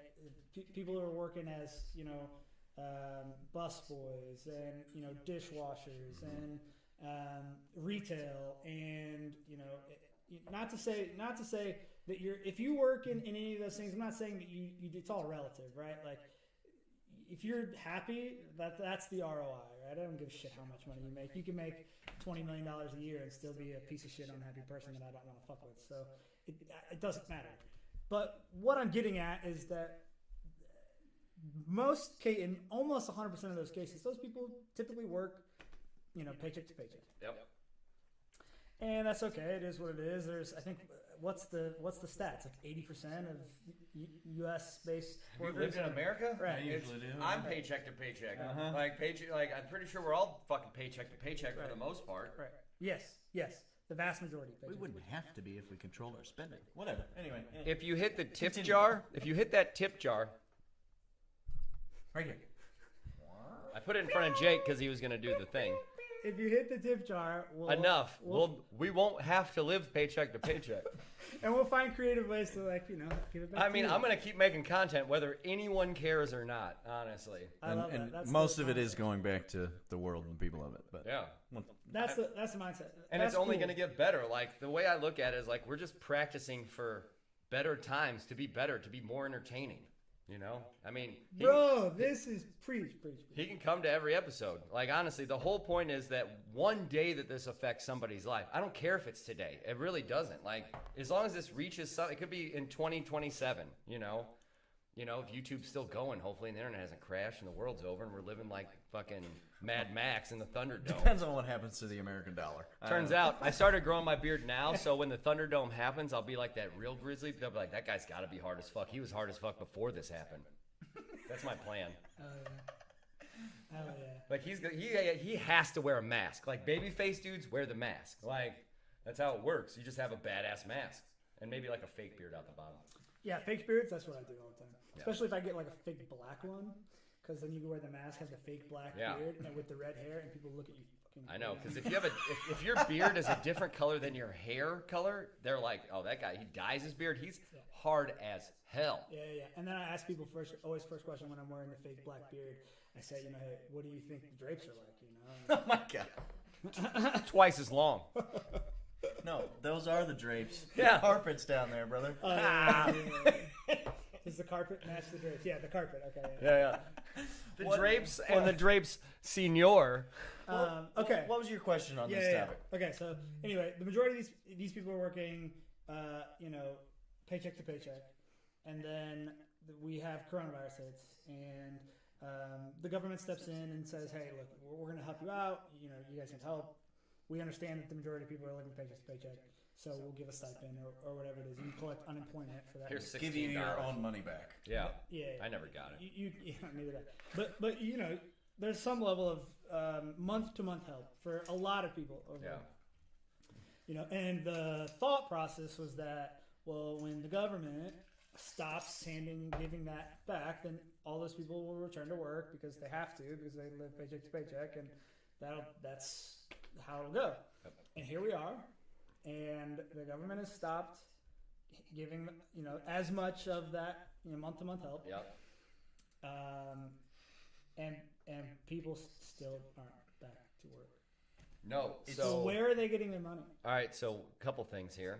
The government's still giving out money. Do you need a drink? No. She told me to stop nursing it and just down the Mary. So there it goes. Well, we've been drinking different things. And also, I'm gonna go through the fourth wall for just a second, real quick. And Tim and Jake keep rubbing down their beards because I keep getting drink in my mustache. And then I keep looking at myself, and it's not perfect. So well, I don't care about. I can feel the moisture. I have a moist upper lip from the drinks. And then Valerie had one last question I want to touch before it leaves the screen, and I can't see it. Do you always smell a drink before you taste it? yes, Yeah. and that comes from being a distiller for a year, because every single glass of whiskey at that point I would smell two different ways, one with my mouth open and one with my mouth closed, because that does affect the way that your brain thinks and uses your senses. So I just automatically do that now, as it's a thing that I picked up as a distiller, and I just want to kind of smell what's going in, because you can kind of get an idea of what you're going to get based off of that smell. You might get a little taste from that smell, but then you can also, be ready for if this motherfucking drink is strong as shit. Or if it's terrible. Like, if there's a turd floating in there and you don't know what it is, like, You and you probably smell smell it. that. Yeah, that's what I'm saying. Like, and you can smell something you don't like. Because when you were talking about that, I'm like, I breathe in with my nose when I take a drink because it enhances everything. So, like, if you have drinks at home, and this is my biggest example, you can make the best cocktail and then not express some, like, lemon or orange oil on it, and it's not the best cocktail, because you can make a Manhattan and then taste it, and then take an orange and express the oil over it and then taste it again. Totally different drink. It's not even the same thing. The amount of ice you put in your whiskey makes your whiskey taste different. It's crazy.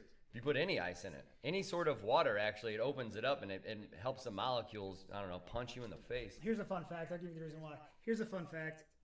Whiskey is or bourbon for this case. It's all the same. No, it's not. It's not, but 51% corn. All right, bourbon's 51% Certain type of corn. barrel. All bourbons are yeah. American bourbons are oak. whiskey. Not all whiskeys are bourbon. I know, but it's pretty much the fucking same thing. Okay. Anyway, at the end of the day, it's just a mixture of chemicals and whatever it is. Yeah. And some of those chemicals are water soluble. So a lot of bourbons and stuff do this differently, but I know Maker's Mark does it well, and I know Basil Hayden's does it well, and a couple others I can't think of it. Buffalo Trace maybe. Take that neat, right? Take a glass of bourbon neat, and then take a sip, and then take a single drop of water, or maybe two, drop it in there, and then taste it again. And you get a completely different drink. Cold water. And that's because all those water-soluble chemicals have now shot and transferred to the bottom, or I forget exactly which way they go, but one of the two shoots to the bottom of the glass and the other remains at the top. So you're getting a completely different mixture of cocktails, or a completely different mixture of chemicals when you take that second drink. So it all plays a role, all of it. I would say that would be more prominent in the barrel-proof whiskeys that you get that are straight from the barrel, that have not already had water added to them to bring the proof down. So, and then if you weren't aware of that, that is exactly what distillers do to bring that alcohol content of the bottle or whatever to that necessary. Yeah, percentage. like vodka is literally Everclear with water added to it. Yep. Like, and it's how many times did they distill that water? Is it good water? Because it's just shitty Everclear that you made in a fucking still. Like, probably if it costs $3 to make 100 bottles. It's crazy how we don't give enough contribution to like water. It's free. It keeps us because alive. it's free. Oh no, it is not free. Have you been to any gas station ever? Well, that's fair. But what I mean is that, like, do you? Okay, here's what I guess I'm getting at. Do you believe that at some point in the future, whether it's 5 years or 50 years or 300 years, that all water coming from the tap, water coming from anything, will be commoditized and paid for more heavily than it is today? Because it's a limited It's use. either going to be Kevin Costner Waterworld. Like, we're going to have a salt problem. All you have to do is basically boil salt water and trap it at the top like you would a still. And then let it run off. Yeah, and it runs off into a pure water. So we'll never run out of water ever on the face of the planet. We might run out of the ability to make fire because you guys keep cutting all the damn trees down for stupid shit, like toothpicks. So I don't Yeah, want to yeah. lose the thought. Yeah. Before I get to it, what I'm saying is that, like, water, I guess, is like one of the largest contributors to how quality something is. Yep. It is. Right? That's why they say pizza in New York is so good, because the water In the there dough. is so much better, right?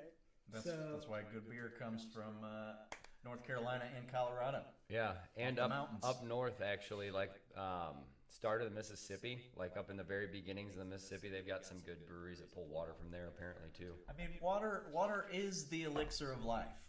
Kyle asked me that last episode. What is the elixir of life? It is water, because I mean, if you think about it, when the astronauts are searching for the next planet that we could live on after we destroy this one.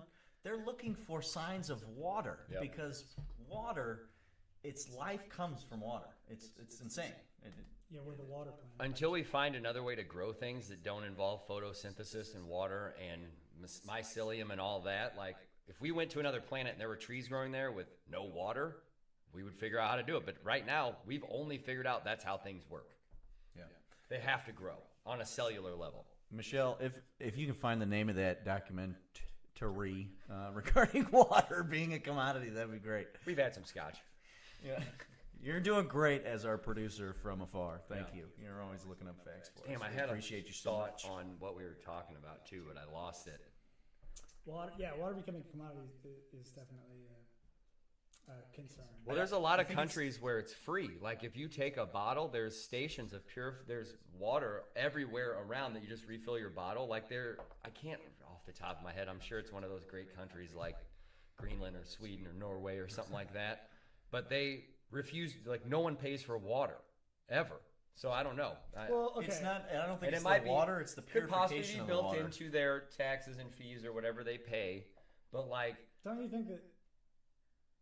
Okay. because Don't you think that if you carried a water bottle and a straw with you everywhere you went, that you could accomplish the same thing right here in America without ever having to pay for water? Bye, Valerie. Happy New Year. Thanks for tuning in.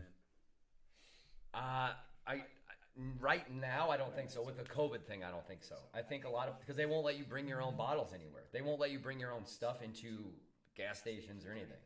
So like all that, buy your big cup and come refill it. They're not letting any of that happen. So like right now, for sure is a no. 2019, I think you could mostly accomplish that. I think that there are few, like in major cities, probably. You know, like places where there are a fair amount of population, I think that's achievable. But like we still pay for water and sewer to have water at our house. You know, like so it's kind of that one thing where it's like it really should be something that's provided to everyone as a staple of life if you need it. Like if you can afford it, you should pay for it. But if you can't afford it, you shouldn't. That's something you shouldn't have to pay for. Yeah, it just really depends on because we already pay for our water anyway. We think it's free, but we get a bill every month, or it's included in our rent or whatever it is. But I think it when it comes down to it, if that price goes up, it's going to be the fact that we've polluted the shit out of the fresh waters, and now we have to pay somebody to clean our water for us all the time. Did you just say that? That's what I was. It reminded me of what I was going to say to him. That's why I was pointing. So I was like, I would remind myself. So this is my fun alien fact of the day. So my understanding is aliens are more plastic, and if we continue our lifestyle, like they're silica-based objects, is what is supposed. This is all hearsay, whatever. What I've seen on the internet. But if we keep up polluting our water streams with microplastics, that will actually be what our chemical compound will be too. We will develop into a silica-based object where part of us is actually plastic. So, are aliens us from the future? Maybe. Find out after these messages. You are what you eat. You are what you eat. Can't say that on TV. Yeah, that's a super interesting thought. So microplastics, which turns out it's not the straws from our drinks, it's fishing nets from overfishing and fishermen's just throwing them in.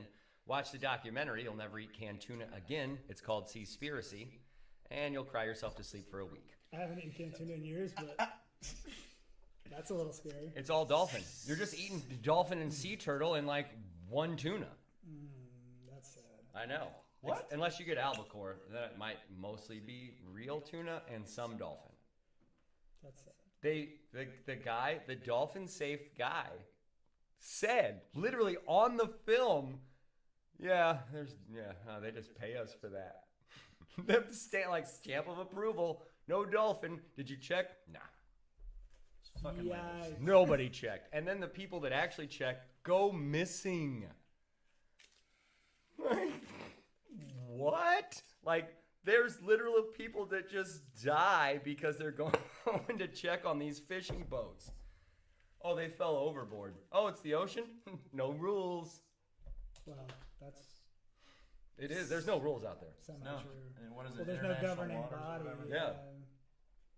So, Yeah, it's your a- word against mine. And guess what? You're at the bottom of the ocean, so your word means dick. That's a little sketchy. Yeah, no, a little sketchy. Hey, we got a new assignment for you, bud. What are we doing? Oh, we're going to go check out these fishing boats, make sure they don't have, dolphins and stuff on them. All right, cool. Take that live GoPro going. Yeah. Oh, I wanted to say, I forgot. Never heard from I was it. going to bring this up. I agree that, us polluting the water will ultimately shoot up the cost of the water.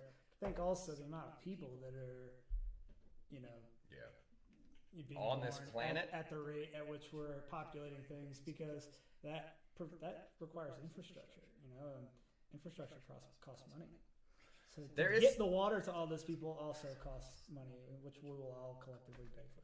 Is it Japan or China that has limited their children like to 1 or 2, or China? I think it's it's both. They lifted that. Well, I know that they were talking about lifting it, but yeah, it was you could only have one of either child, one of. You think they were killing all the girls, or like I think it's the males.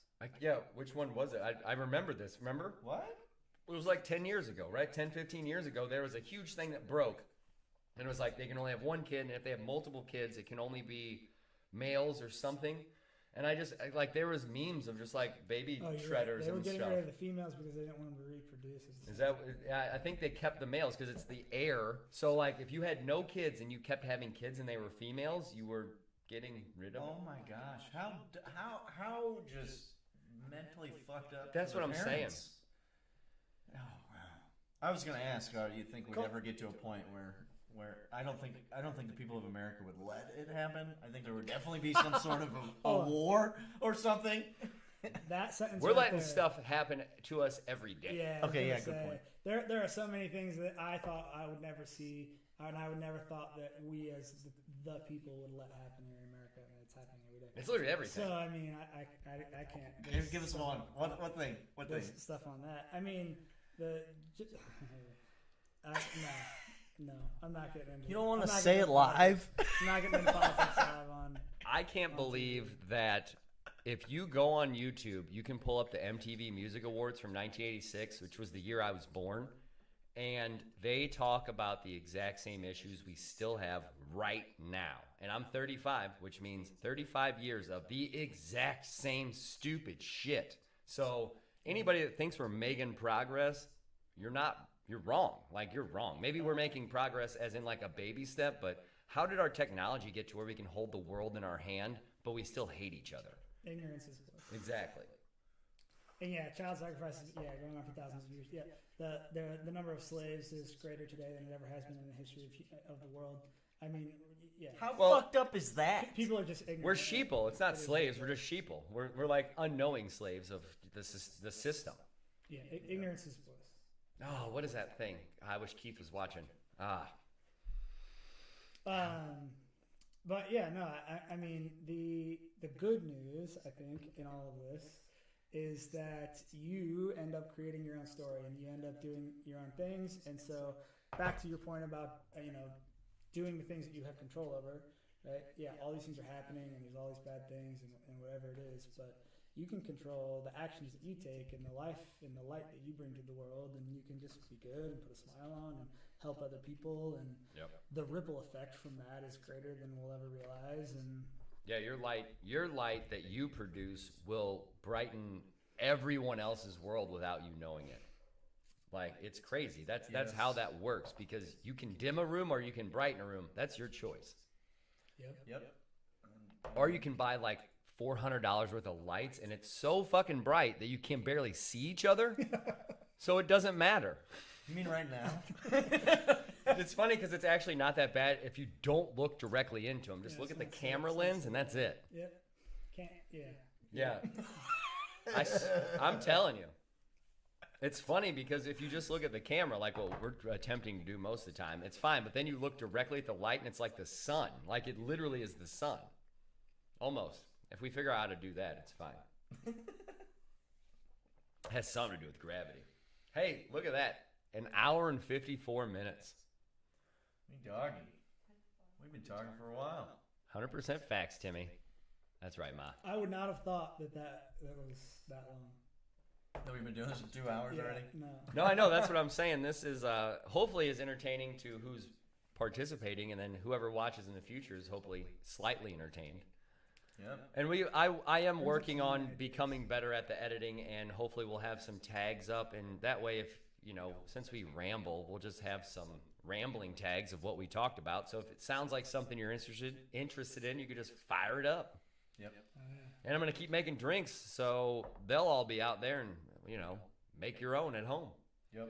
Hopefully I make it simple enough. Please comment if there's anything you'd like me to change or add. I'm trying the over-the-shoulder effect for this new one, so you kind of see what I'm doing opposed to looking at me. No, like the camera is like POV? right here, and I'm working with just this hand right here. Like here. Oh, okay. Like here. We'll watch some of the video. You can't hear us, but I might be able to. Hey everybody, welcome to At the End of the Bar. Now you should be able to just hear us because the media source is down. We're gonna watch. Hey, let's watch this, guys. Can you hear us now, Michelle? Yeah, they let's should be get able some to. Confirmation that you can hear just us. Look, Michelle says, I honestly feel like I'm hanging with friends, having a few, and great conversation. And that is exactly why we're here, so thank you. That's It really is. awesome That's feedback. what we're going trying for. to do. Yeah, we should just be able to hear us. So we're gonna start with the vodka, and then I add the Worcestershire. So what you're looking for is literally this dark color when you make we're making a single serve bloody here. Then you want to go ahead and throw the hot sauce in, but that dark color of the Worcestershire is very important because that is part of the flavor of just since you're using just tomato juice. Honestly, the olive brine is a huge thing as well. You guys tasted it after I put that little scotch in. It really does add like a huge different dynamic layer because there's some fat from the olive and also the salty and acidityness of it. It's probably not even a word. Again, the seasoning. We kind of went over all this, but it's nice that you can refer back to the video. And those tiny cans are fucking great for single serve Bloody Marys, honestly. Because you can just keep those laying around. Because the worst thing about tomato juice is you open the bottle and it's bad in like a week, honestly. Sorry. The fresh citrus, honestly, is great as well. You got to have that shit. Like, what do you guys think of the bloodies that I made? I mean, seriously. Oh, it was good. It was great. I haven't had a bloody in a while. I'm not like I don't really drink it at like noon. Yeah. It's just not like I don't ever find myself in those situations too often. It's a young man's game now. So it's nice. It's nice to have. I haven't had one in a long time, especially have a good one. Got some spice to it. Yeah. No, that's why you have to. It's really. I used to drink these at night. Actually, like I would go to the bar after I got off work and get like a Budweiser and a Bloody Mary because I didn't want to eat. But then you end up eating Taco Bell anyway, so it doesn't really matter. But it's a great nighttime drink if you want something savory and you don't want like a meal because after you have you're full. Honestly, that tomato juice and all that stuff, you don't need any more food. That's why I love getting them when I go out. But then it's like I ruined my meal because I'm only gonna be able to eat like 4 bites of it now. Oh yeah, we got some fun graphics you can't see because our face is in the way. Subscribe. Yeah, at the end of the bar, like and subscribe. Yeah, if you haven't watched this video, I'm making a joke right now about how ridiculous this skewer is, and it's just not sitting anywhere. And I'm like, hey, I'm gonna cut to the real drink here in a second because Jesus, this is pissing me off. And I'm telling you to like and subscribe. Hey, look at how pretty that is. Hey guys, look at that guy. Ooh, it was tasty. That's Yes. Well done, Timothy. Yeah, fantastic. Tune in. That posted before the new year. So that was our last video of 2021. Forgot what year it was. I was trying to sneak up on this new year and not tell them I was here.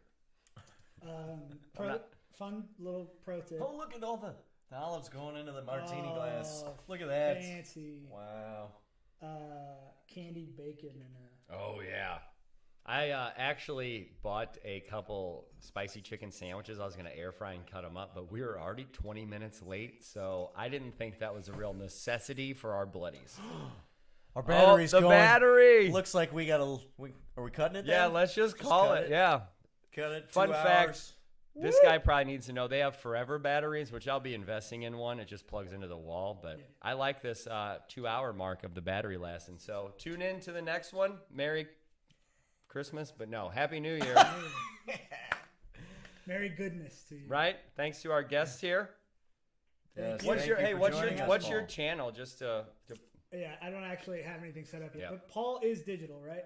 So I already own all those channels, but you can find me anywhere. Paul is digital. I don't have anything set up yet. I just got the equipment. I'm just getting set up. But if you're watching this, what's the date today? January 1. Yep. So if you're watching this January, February, let's say by March, I'll make a commitment to have some things up and ready and shot and edited and posted by March. Oh, yeah, So- you just made that commitment Yeah. on live Yeah, I television. did. Right? Or reach out to Jake or myself, and we can get you connected with him. So, Yes. anyway, love you guys. Till next time.